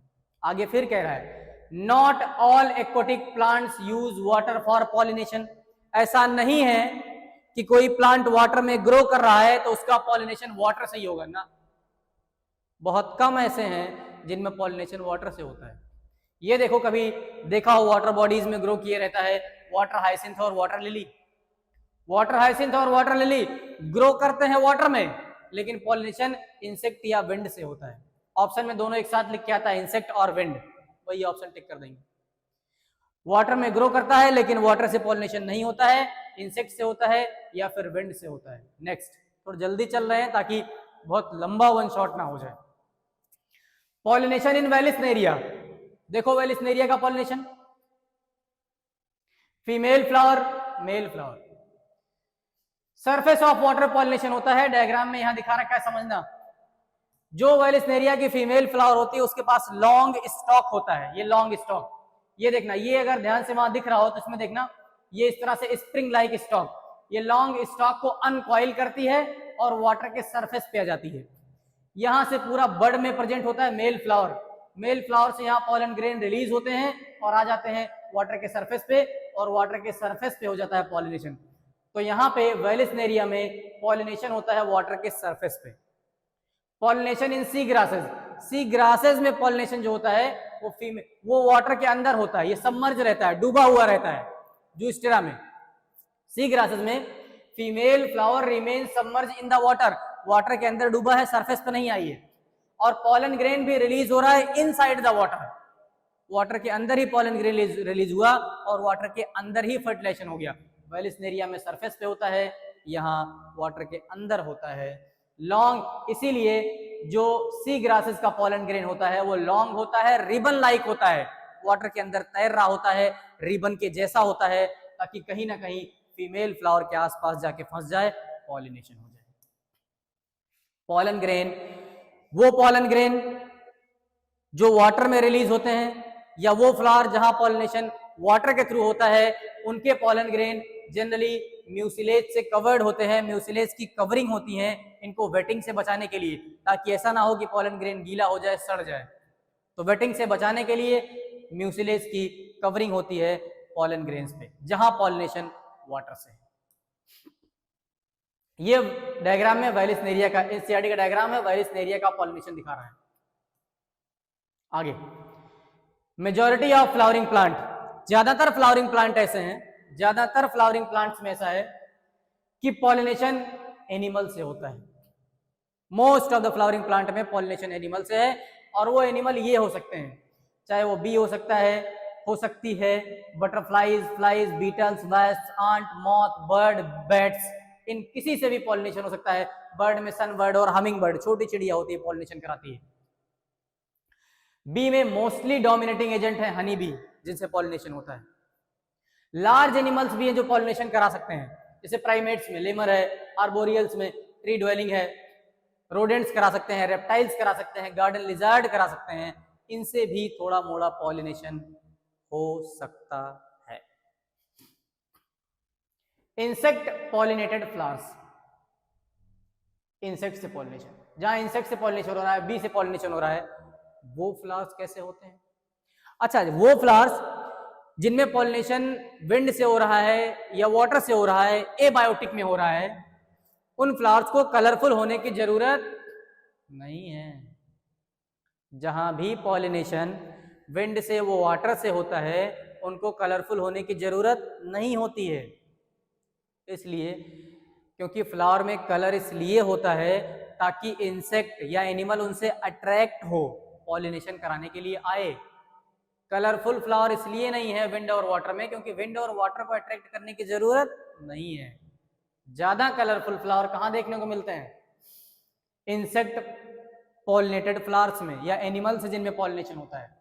ऐसे फ्लावर लार्ज होते हैं, कलरफुल होते हैं और उनमें फ्रेग्रेंस होती है, ताकि इंसेक्ट को दूर से ही वो फ्रेग्रेंस मिल जाए और वो अट्रैक्ट हो जाए फ्लावर पे। रिच इन नेक्टर, नेक्टर भरा होता है और यही नेक्टर लेने के लिए आता है कौन? इंसेक्ट।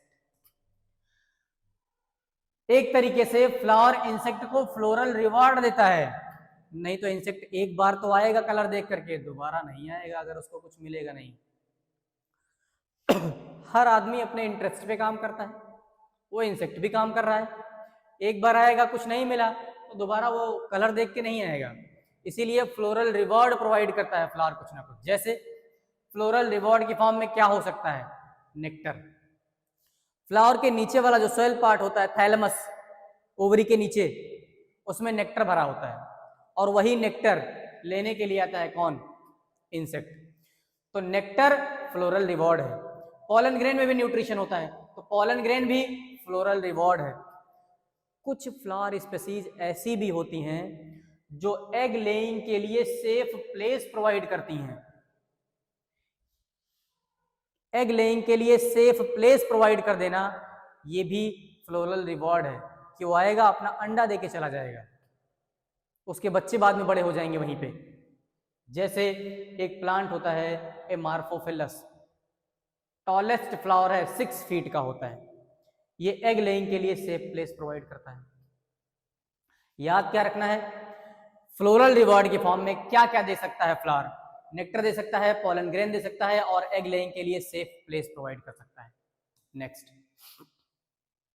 चलो 1 मिनट देख लें, चल रहा है सब कुछ ठीक ठाक?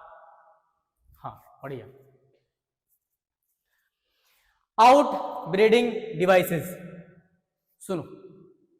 Out breeding devices, out breeding devices का मतलब ये कोई डिवाइस नहीं है, ये तरीके हैं, जुगाड़ है।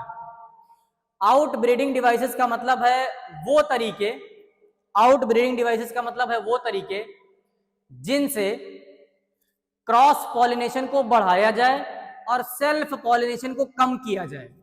और क्रॉस पॉलिनेशन को इसीलिए बढ़ाया जा रहा है ताकि ज्यादा से ज्यादा जेनेटिक वेरिएशन आए, और सेल्फ पॉलिनेशन को, तो वो हर तरीका जिससे सेल्फ पॉलिनेशन कम हो और क्रॉस पॉलिनेशन बढ़ जाए, उसको आउट ब्रीडिंग डिवाइस कहते हैं। देखो, आउट ब्रीडिंग डिवाइसेस का मतलब है डिस्करेज करना सेल्फ पॉलिनेशन को और इनकरेज करना क्रॉस पॉलिनेशन को। कौन कौन से तरीके हैं? पहला, pollen release and stigma receptivity are not synchronized। pollen release और स्टिग्मा रिसीव दोनों सिंक्रोनाइज ना हो। pollen पहले रिलीज हो जाए, स्टिग्मा रिसीव करने के लायक ना हो हुई हो। स्टिग्मा रिसीव करने के लायक हो गया, एंथर मैच्योर ही नहीं हुआ है, तो बाइसेक्सुअल फ्लावर होते हुए भी सेल्फ पॉलिनेशन नहीं होगा। दूसरा, anther and stigma are placed at different position. चलो मान लो बाइसेक्सुअल फ्लावर था, दोनों साथ साथ मैच्योर हो भी गए, लेकिन एंथर अलग जा रहा है, स्टिग्मा अलग जा रही है, दोनों का पोजीशन अलग अलग है, सेल्फ पॉलिनेशन नहीं होगा। सेल्फ इनकम्पेटिबिलिटी, ये एक जेनेटिक मैकेनिज्म है, सुनना, सेल्फ इनकम्पेटिबिलिटी को ध्यान से सुनना है।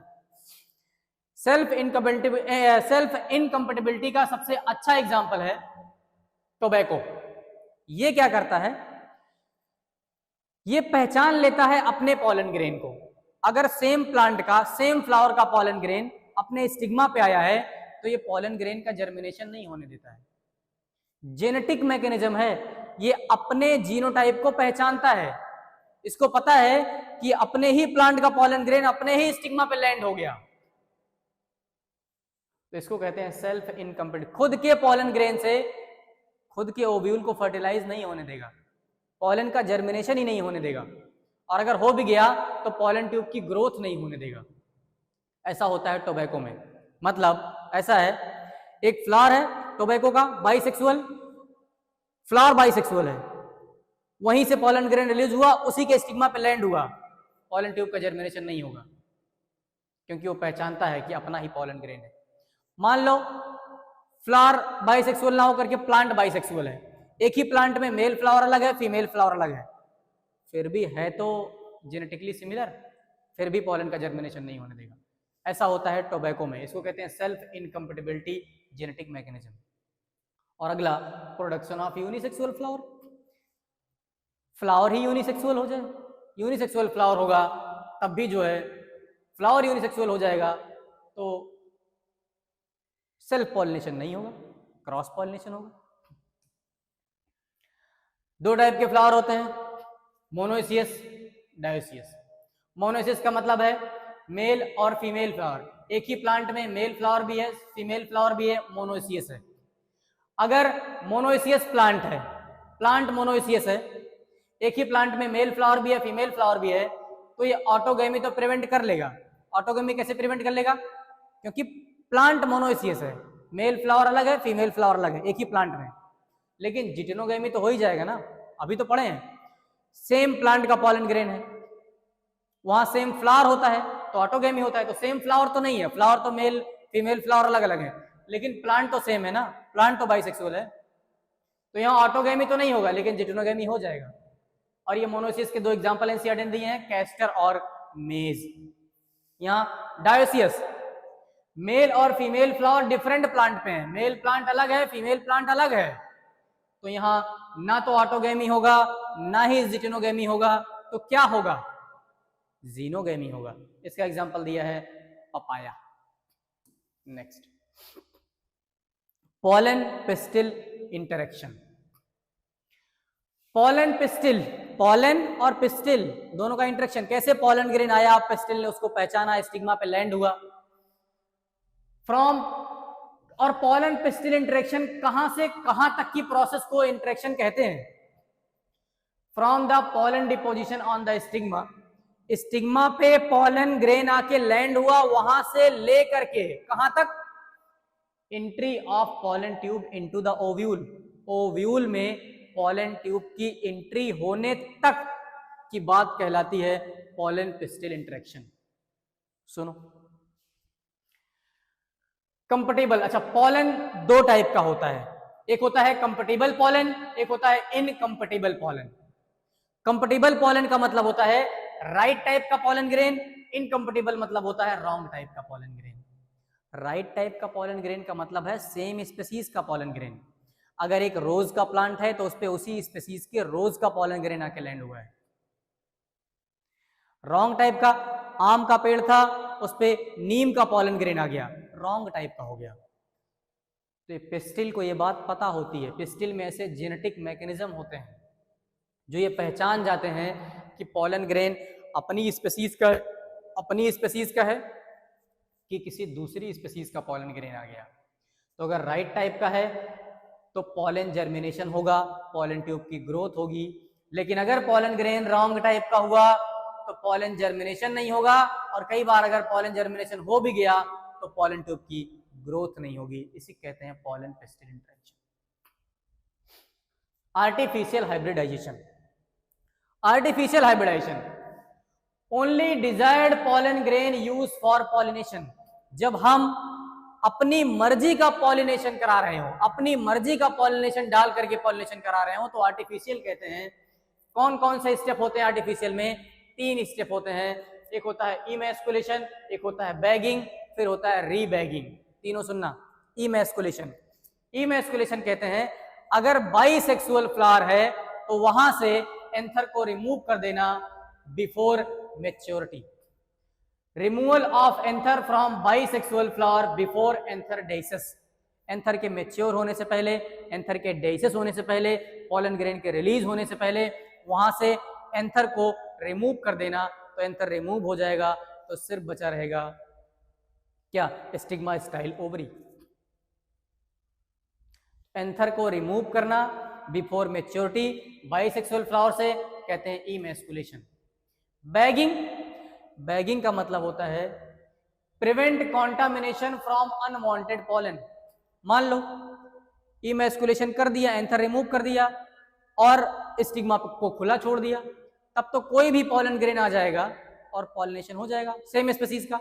लेकिन हम ये चाह रहे हैं अपनी मर्जी का पॉलन ग्रेन डालें, तो इमैस्कुलेशन के बाद एक बटर पेपर का छोटा बैग होता है, उससे स्टिग्मा को ढक दिया जाता है ताकि कोई भी पॉलन ग्रेन ना आए। जब स्टिग्मा मैच्योर हो तो बैग को हटाओ, अपनी मर्जी का पॉलन ग्रेन डालो और उसके बाद फिर बैग लगा दो। Rebagging. Rebagging after dusting desired pollen grain डालने के बाद फिर से बटर पेपर का बैग लगा देना, रीबैगिंग कहलाता है। लेकिन अगर फ्लावर यूनिसेक्सुअल हुआ तो इमैस्कुलेशन करने की जरूरत नहीं है, तो सिर्फ बैगिंग करते हैं फिर रीबैगिंग करते हैं। चलो आगे। अगला इंपॉर्टेंट, देखो हम ज्यादा फर्जी बातें इसलिए नहीं कर रहे हैं क्योंकि हम चाह रहे हैं कि लेक्चर बहुत बड़ा ना होने पाए, छोटा लेक्चर रहे ताकि तुम आसानी से कवर कर ले जाओ जल्दी से जल्दी, क्योंकि इतना वक्त ना तो नीट वालों के पास है ना ही बोर्ड वालों के पास है कि फालतू की ज्यादा बातें करने में टाइम वेस्ट किया जाए। एकदम सीरियस लेक्चर होने वाला है। अगर पढ़ने के उद्देश्य से, जाहिर सी बात है, अगर वीडियो पे क्लिक किए हो तो पढ़ने के लिए ही देखा होगा, तो मौज मस्ती अभी मत ढूंढो, पेपर दे लो, करना फिर मौज मस्ती, है ना। देखो डबल फर्टिलाइजेशन, थोड़ी ईमानदारी तो अपने साथ भी बरतो ना। अगर हम दिखा रहे हैं तो तुम भी थोड़ी ईमानदारी अपने साथ दिखाओ यार। अगर इस टाइम पे भी मतलब ये सोच समझ के देखो, अगर तुम चाहे नीट वाले हो चाहे बोर्ड वाले हो, इस टाइम पे भी जब तुम्हारा पेपर तुम्हारे सर पे है बिल्कुल, और अभी भी तुम फालतू बातों में वक्त बर्बाद कर रहे हो कि रील देखने में, या फिर ये चाह रहे हो कि ज्यादा ठंडी है, अगर इन सब में वक्त बर्बाद हो रहा है तुम्हारा कि सो रहे हैं इस वजह से क्योंकि ठंड, यार कुछ दिन की बात है, ठंड सबके लिए है, तुम्हारे अकेले के लिए नहीं है। अगर अभी भी तुम्हारा टाइम वेस्ट चल रहा है, तुम्हें बोर्ड देना है या तुम्हें नीट देना है या फिर तुम्हें दोनों देना है, और तुम अभी भी गप्पे लड़ाने में लगे हो, फिर तो रहने दो, क्या ही करोगे फिर। तो 3 से 4 महीने की बात होती है, 3 ही महीने बचे हैं बोर्ड के लिए, तो वो भी नहीं बचे हैं, 1 महीने की बात है। एक बार ढंग से पढ़ लो, खत्म कर लो, फिर मौज करो। नीट वाले एक बार कॉलेज पहुंच जाओ, फिर जाओ, कुछ दिन नहीं पढ़ोगे तब भी चलेगा, जब चाहोगे छुट्टी लोगे तब भी चलेगा। अभी के लिए लेकिन है 3-4 महीने, और नीट वालों को वैसे भी हम कह रहे हैं कि अभी के लिए इतना टाइम है कि तुम यूटिलाइज करके कॉलेज तक जा सकते हो, तो जाओ। देखो लाइफ बदल जाती है, एक बार देखो तो सही, कॉलेज पहुंच के देखो, पैसे कमा के देखो, ऐसे फिर जिंदगी नहीं रह जाएगी, तुम्हें लगेगा कि हाँ हमने जीवन में कुछ किया है, अच्छा लोग इज्जत की नजरों से देखेंगे, लोगों का नजरिया बदल जाएगा।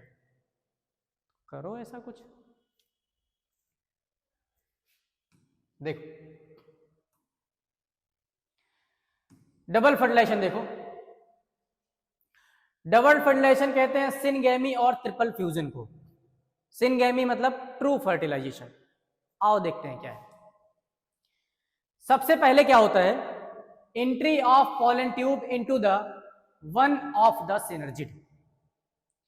एक सिनर्जिड में, जब ओव्यूल पढ़ा था तुमने, ओव्यूल में देखा रहा होगा, एक कंप्लीट इनट्रोपस ओव्यूल देखा था, एम्ब्रियोसैक कंप्लीट देखा था।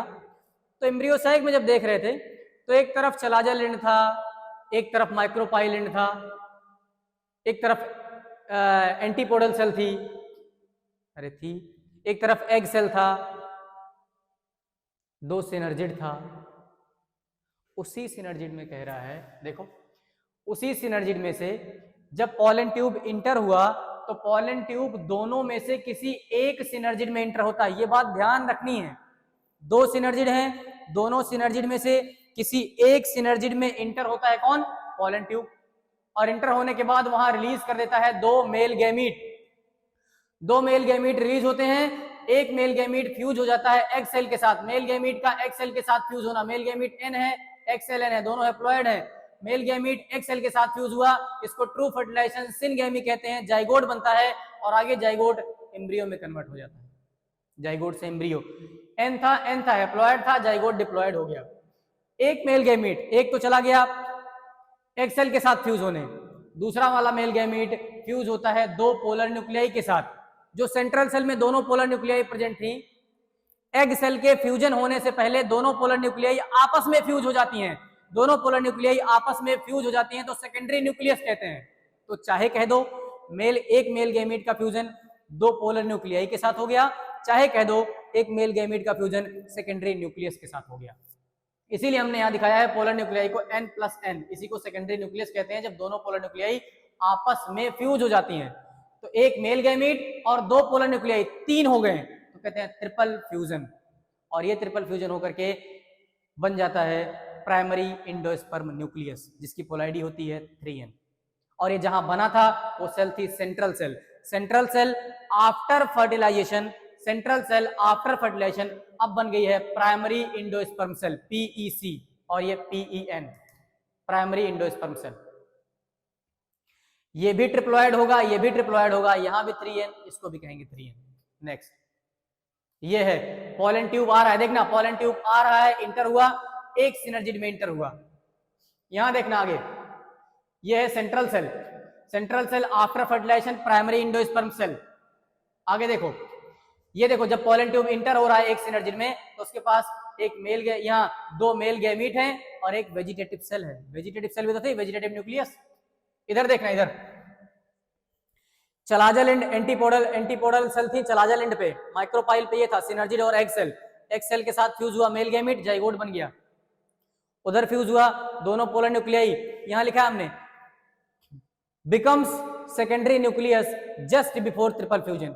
ट्रिपल फ्यूजन होने से जस्ट पहले दोनों पोलर न्यूक्लियाई आपस में फ्यूज होती हैं और सेकेंडरी न्यूक्लियस बन जाती है। बहुत कंफ्यूजन रहता है, देखना। नेक्स्ट, फर्टिलाइजेशन के बाद क्या क्या हुआ, post fertilization structure and event. Post fertilization क्या क्या हुआ फर्टिलाइजेशन के बाद? फर्टिलाइजेशन के बाद ओव्यूल सीड में चेंज हो गया, ओवरी फ्रूट में चेंज हो गई। इधर देखना, आगे सिनर्जिड डीजनरेट हो गए, जाइगोट एम्ब्रियो में कन्वर्ट हुआ और ये प्राइमरी इंडोस्पर्म जो सेल थी वो इंडोस्पर्म बनाने लग गई 3n, और ये प्राइमरी इंडोस्पर्म न्यूक्लियस 3n थी। इधर एंटीपोडल सेल थी, डीजनरेट हो जाएंगे ये सब। इंडोस्पर्म, इंडोस्पर्म एक लाइन लिखी एनसीईआरटी में, endosperm development preceded embryo development.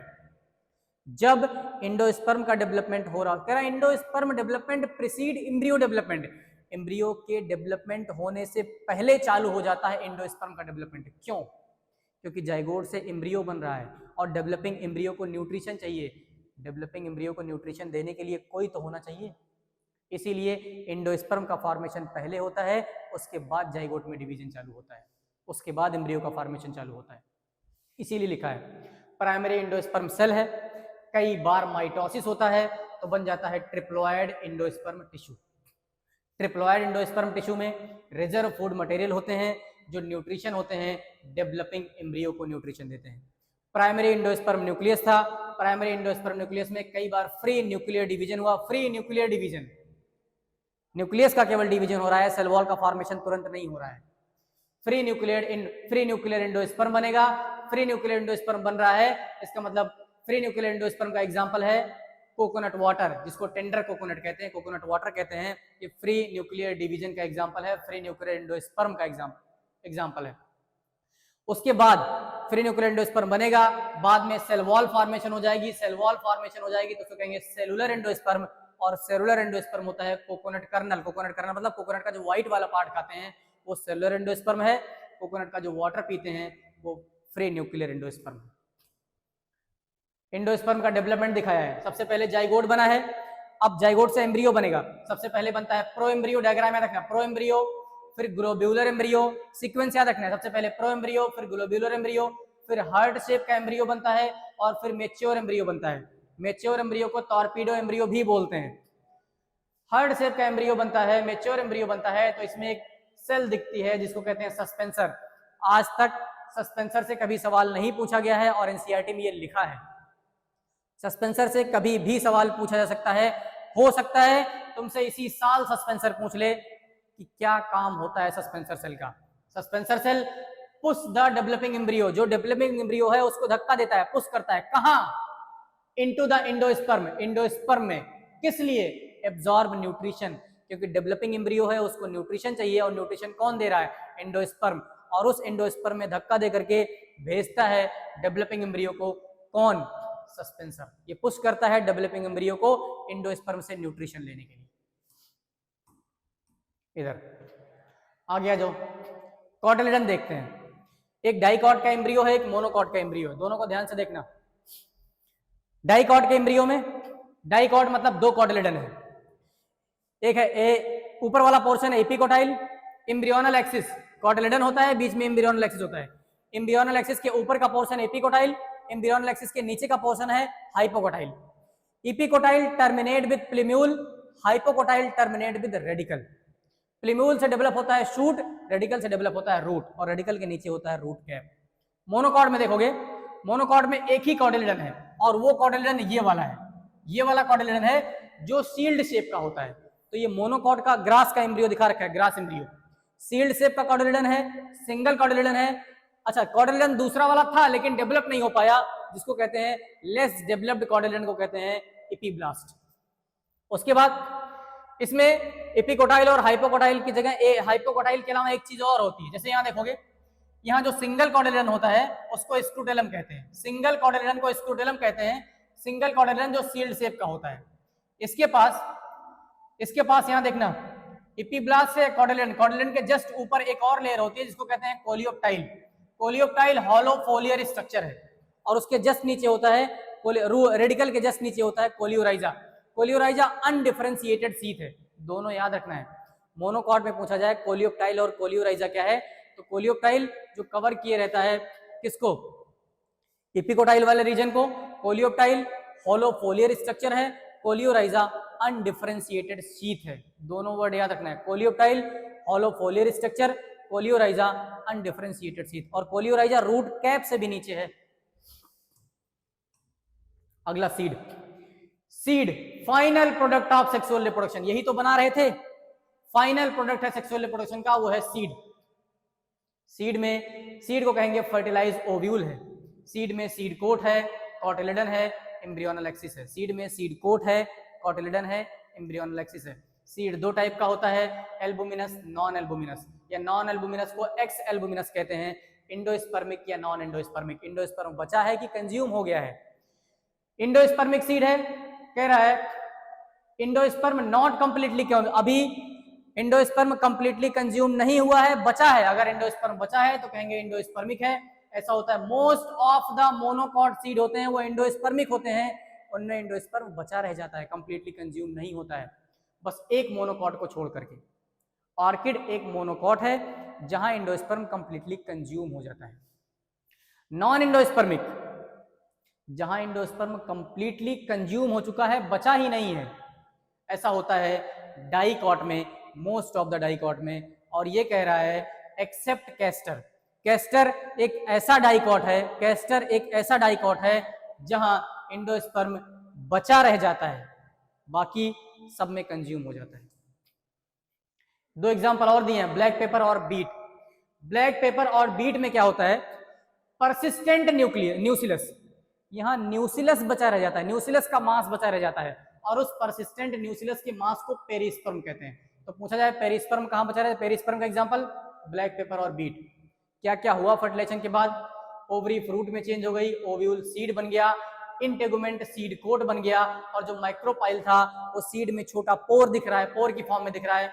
Seed में अभी भी माइक्रोपाइल है, या अभी भी जो पोर है वो उससे ऑक्सीजन और वाटर की एंट्री होती है सीड में, ताकि सीड जर्मिनेट कर सके। सीड डॉर्मेंसी में जाता है। सीड डॉर्मेंसी का मतलब होता है metabolic activity of embryo. Seed में प्रेजेंट एम्ब्रियो की मेटाबॉलिक एक्टिविटी स्लो डाउन हो जाए, बंद ना हो, स्लो डाउन हो जाए, तो कहेंगे सीड डॉर्मेंसी में गया है। सीड के लिए डॉर्मेंसी जरूरी है ताकि सीड मैच्योर हो जाए। फ्रूट दो टाइप के होते हैं, एक होता है ट्रू फ्रूट, एक होता है false fruit. True fruit develop होता है फ्रॉम द ओवरी से। ट्रू फ्रूट केवल ओवरी से डेवलप होता है। Most of the fruit true fruits होते हैं। लेकिन जो फॉल्स फ्रूट होता है, फॉल्स फ्रूट ओवरी के अलावा दूसरे पार्ट भी इन्वॉल्व हो जाते हैं फ्रूट फॉर्मेशन में। ओवरी के अलावा दूसरे पार्ट इन्वॉल्व हो जाएं, जैसे कि एप्पल में, स्ट्रॉबेरी में और कैश्यू में, इनमें थैलमस भी इन्वॉल्व, ओवरी के साथ साथ थैलमस भी इन्वॉल्व है फ्रूट फॉर्मेशन में, तो उसको कहते हैं फॉल्स फ्रूट। वैसे फ्रूट फ्लेशी होता है, ड्राई होता है। फ्लेशी फ्रूट के एग्जांपल हैं गुआवा, ऑरेंज और मैंगो। ड्राई फ्रूट के एग्जांपल हैं ग्राउंडनट और मस्टर्ड। एक फ्रूट होता है पार्थिनोकार्पिक। पार्थिनोकार्पिक का मतलब होता है जनरली फ्रूट का फॉर्मेशन कब होता है, फर्टिलाइजेशन के बाद होता है, लेकिन बिना फर्टिलाइजेशन के फ्रूट बन जाए तो पार्थिनोकार्पिक कहते हैं, जैसे कि बनाना में होता है। Can also induce by growth hormone. Growth hormone डाल करके पार्थिनोकार्पिक को इंड्यूस कराया जा सकता है। ग्रोथ हार्मोन में जैसे ग्रोथ हार्मोन की बात करें तो जिब्रेलिन डाल करके पार्थिनोकार्पी इंड्यूस कराई जा सकती है, ऑक्सिन डाल करके इंड्यूस कराई जा सकती है। आ जाओ इधर देखो, ये दिया है एक तुम्हारा मेज का फ्रूट दिया है, ये दिया है एंडोस्पर्म अंदर प्रेजेंट है, स्क्रोटेलम है, कोलियोप्टाइल है, कोलियोराइजा है। डायग्राम देख लेना, डायग्राम इंपॉर्टेंट है। ये एक दिया है तुम्हारा वायबिलिटी, सीड की वायबिलिटी, ये फ्रूट दिया है कि एप्पल में क्या खाया जाता है, थैलमस वाला पार्ट खाया जाता है। इधर दिया है उसका स्ट्रॉबेरी का दिया है, तो ये डायग्राम ध्यान से देख लेना, एग्जाम में पूछा जाता है। सीड की वायबिलिटी फ्यू मंथ या सेवरल ईयर। सीड की वायबिलिटी मतलब सीड कितने टाइम तक जर्मिनेट होने के काबिल रहता है, तो ये कुछ महीने की भी हो सकती है, कुछ साल की भी हो सकती है। सबसे ओल्डेस्ट सीड जो मिला है, अगर एक ओल्डेस्ट सीड मिला है वो ल्यूपाइन का मिला है, ल्यूपाइनस आर्कटिकस बोलते हैं, आर्कटिक टुंड्रा से मिला है, जो जर्मिनेट हुआ 10,000 साल बाद। 10,000 साल पुराना सीड जो जर्मिनेट हो गया, इतनी लंबी डॉर्मेंसी थी। डेट पॉम का सीड मिला जिसको फेनिक्स डेक्टाइलिफेरा कहते हैं, किंग हेराल्ड पैलेस से मिला था नियर डेड सी, 2000 साल की डॉर्मेंसी में था और जर्मिनेट हो गया। तो ये डॉर्मेंसी कुछ मंथ की भी हो सकती है, कुछ साल की भी हो सकती है। कह रहा है some fruits contain large number of seed. कुछ फ्रूट ऐसे हैं जहां सीड का नंबर ज्यादा होता है, जैसे कि ऑर्किड है। कुछ पैरासाइट, अच्छा ये दिया है बहुत कोने में, एनसीईआरटी लिखती है, इसको ध्यान से रखना, यहां से क्वेश्चन पूछ जाने के चांसेस है, कभी नहीं पूछा गया है। कुछ फ्रूट्स ऐसे हैं, कह रहा fruits contain large number of seed, fruit है जहां सीड का नंबर ज्यादा है, एनसीईआरटी ने ऑर्किड लिख दिया है। कुछ इंपॉर्टेंट ये वाला है, कुछ पैरासाइटिक स्पीसीज हैं जहां लार्ज नंबर ऑफ सीड होती है, पैरासाइटिक प्लांट है, जैसे कि ओरोबैंकी और स्ट्राइगा, ये पैरासाइटिक प्लांट स्पीसीज हैं जहां सीड का नंबर ज्यादा होता है। लास्ट पार्ट है एपोमिक्सिस और polyembryony. Apomixis seed formation without fertilization, अच्छा कहते हैं fruit formation without fertilization, parthenocarpy था, यह सीड का फॉर्मेशन, बिना फर्टिलाइजेशन के सीड फॉर्मेशन हो जाए तो एपोमिक्सिस। वैसे बिना फर्टिलाइजेशन के सीड फॉर्मेशन नहीं बनता है, नहीं होता है, लेकिन यहां होता है एपोमिक्सिस में। सीड का फॉर्मेशन हो रहा है बिना फर्टिलाइजेशन के, तो कहते हैं एपोमिक्सिस है। कैसे हो सकता है एपोमिक्सिस को? ऐसा नहीं लग रहा है कि ये बिना फर्टिलाइजेशन नहीं हुआ है तो क्या है, एसेक्सुअल रिप्रोडक्शन। तो एपोमिक्सिस एक टाइप का एसेक्सुअल रिप्रोडक्शन है जो मिमिक्री करता है सेक्सुअल रिप्रोडक्शन की। सीड सेक्सुअल रिप्रोडक्शन का प्रोडक्ट है, लेकिन यहां बिना सेक्सुअल रिप्रोडक्शन के सीड बन रहा है, तो एपोमिक्सिस को कहते हैं कि ये सेक्सुअल रिप्रोडक्शन है, लेकिन ये मिमिक्री, सॉरी ये है एसेक्सुअल रिप्रोडक्शन, लेकिन ये मिमिक्री करता है सेक्सुअल रिप्रोडक्शन की। बना ये सीड रहा है लेकिन बिना फर्टिलाइजेशन के। सम स्पीसीज ऑफ, और ऐसा होता है एस्टरेसी की कुछ स्पीसीज में और ग्रासेस की कुछ स्पीसीज में, जहां एपोमिक्टिक सीड बनते हैं। कैसे कैसे बन सकता है? डिप्लॉयड एग ही डायरेक्ट कन्वर्ट हो जा रहा है एम्ब्रियो में, formed without meiosis. Diploid egg जो बिना मियोसिस के बना था वो कन्वर्ट हो गया एम्ब्रियो में। या फिर कह दो ऐसा कहां होता है, सिट्रस और मैंगो में। या न्यूसिलर वाली सेल, न्यूसिलस की सेल जो डिप्लॉयड थी वो एम्ब्रियो बना रही है। और अगर न्यूसिलर सेल से एम्ब्रियो बन रहा है, ऐसा होता है many embryo in the ovule, तो ओव्यूल में एम्ब्रियो का नंबर ज्यादा हो जाएगा। ऐसा होगा एक सीड और मेनी एम्ब्रियो, एक सीड में एक से ज्यादा एम्ब्रियो पॉली एम्ब्रियोनी कहेंगे। ऐसा होता है सिट्रस और मैंगो में, पॉली एम्ब्रियोनी वाली कंडीशन होती है सिट्रस और मैंगो में। न्यूसिलस सेल से एम्ब्रियो बन जाना, डिप्लॉयड एग से एम्ब्रियो बन जाना, ये सब एपोमिक्सिस में आता है। इधर देखो क्यों एपोमिक्टिक सीड बनाए जा रहे हैं, एपोमिक्टिक सीड क्यों जरूरी है। एपोमिक्टिक सीड में कोई सेग्रीगेशन नहीं आता है, जैसा बना है अगली जनरेशन में भी वैसे ही पास हो जाएगा। हाइब्रिड सीड की दिक्कत है, हाइब्रिड सीड, एक तो हाइब्रिड सीड जो बनाए जाते हैं हर साल बनाने पड़ते हैं, क्योंकि ये अपना जेनेटिक कैरेक्टर मेंटेन नहीं कर पाता, क्योंकि सेक्सुअल रिप्रोडक्शन से बना है, ये एसेक्सुअल रिप्रोडक्शन से बना है, इसमें सेग्रीगेशन नहीं आएगा, ये अपना character generation after generation maintain कर पाएगा। हाइब्रिड सीड ऐसा नहीं कर पाता, हर साल बनाना पड़ता है, do not maintain hybrid character, और फार्मर्स के लिए कॉस्टली पड़ता है। हमने पूरी कोशिश की है चैप्टर को जितना जल्दी हो सके उतना जल्दी खत्म करने की। बहुत लंबा वन शॉट हमने नहीं किया है, हाँ थोड़ा जल्दी हमने पढ़ाया है, थोड़ा स्पीड से पढ़ाया है। तो अब वही टाइम है भाई, एक एक वर्ड नहीं पढ़ाया जा सकता। अब वैसे कंप्लीट हमने ये एनसीईआरटी की आत्मा तुम्हारे सामने रखी है, सब कुछ पूरा प्योर। और अगर पढ़ सकते हो तो पढ़ो, जुड़ सकते हो तो चैनल पे बने रहो, मजा आएगा। तब तक के लिए पढ़ते रहो, मजे करते रहो और देखते रहो वी नीट। Thank you.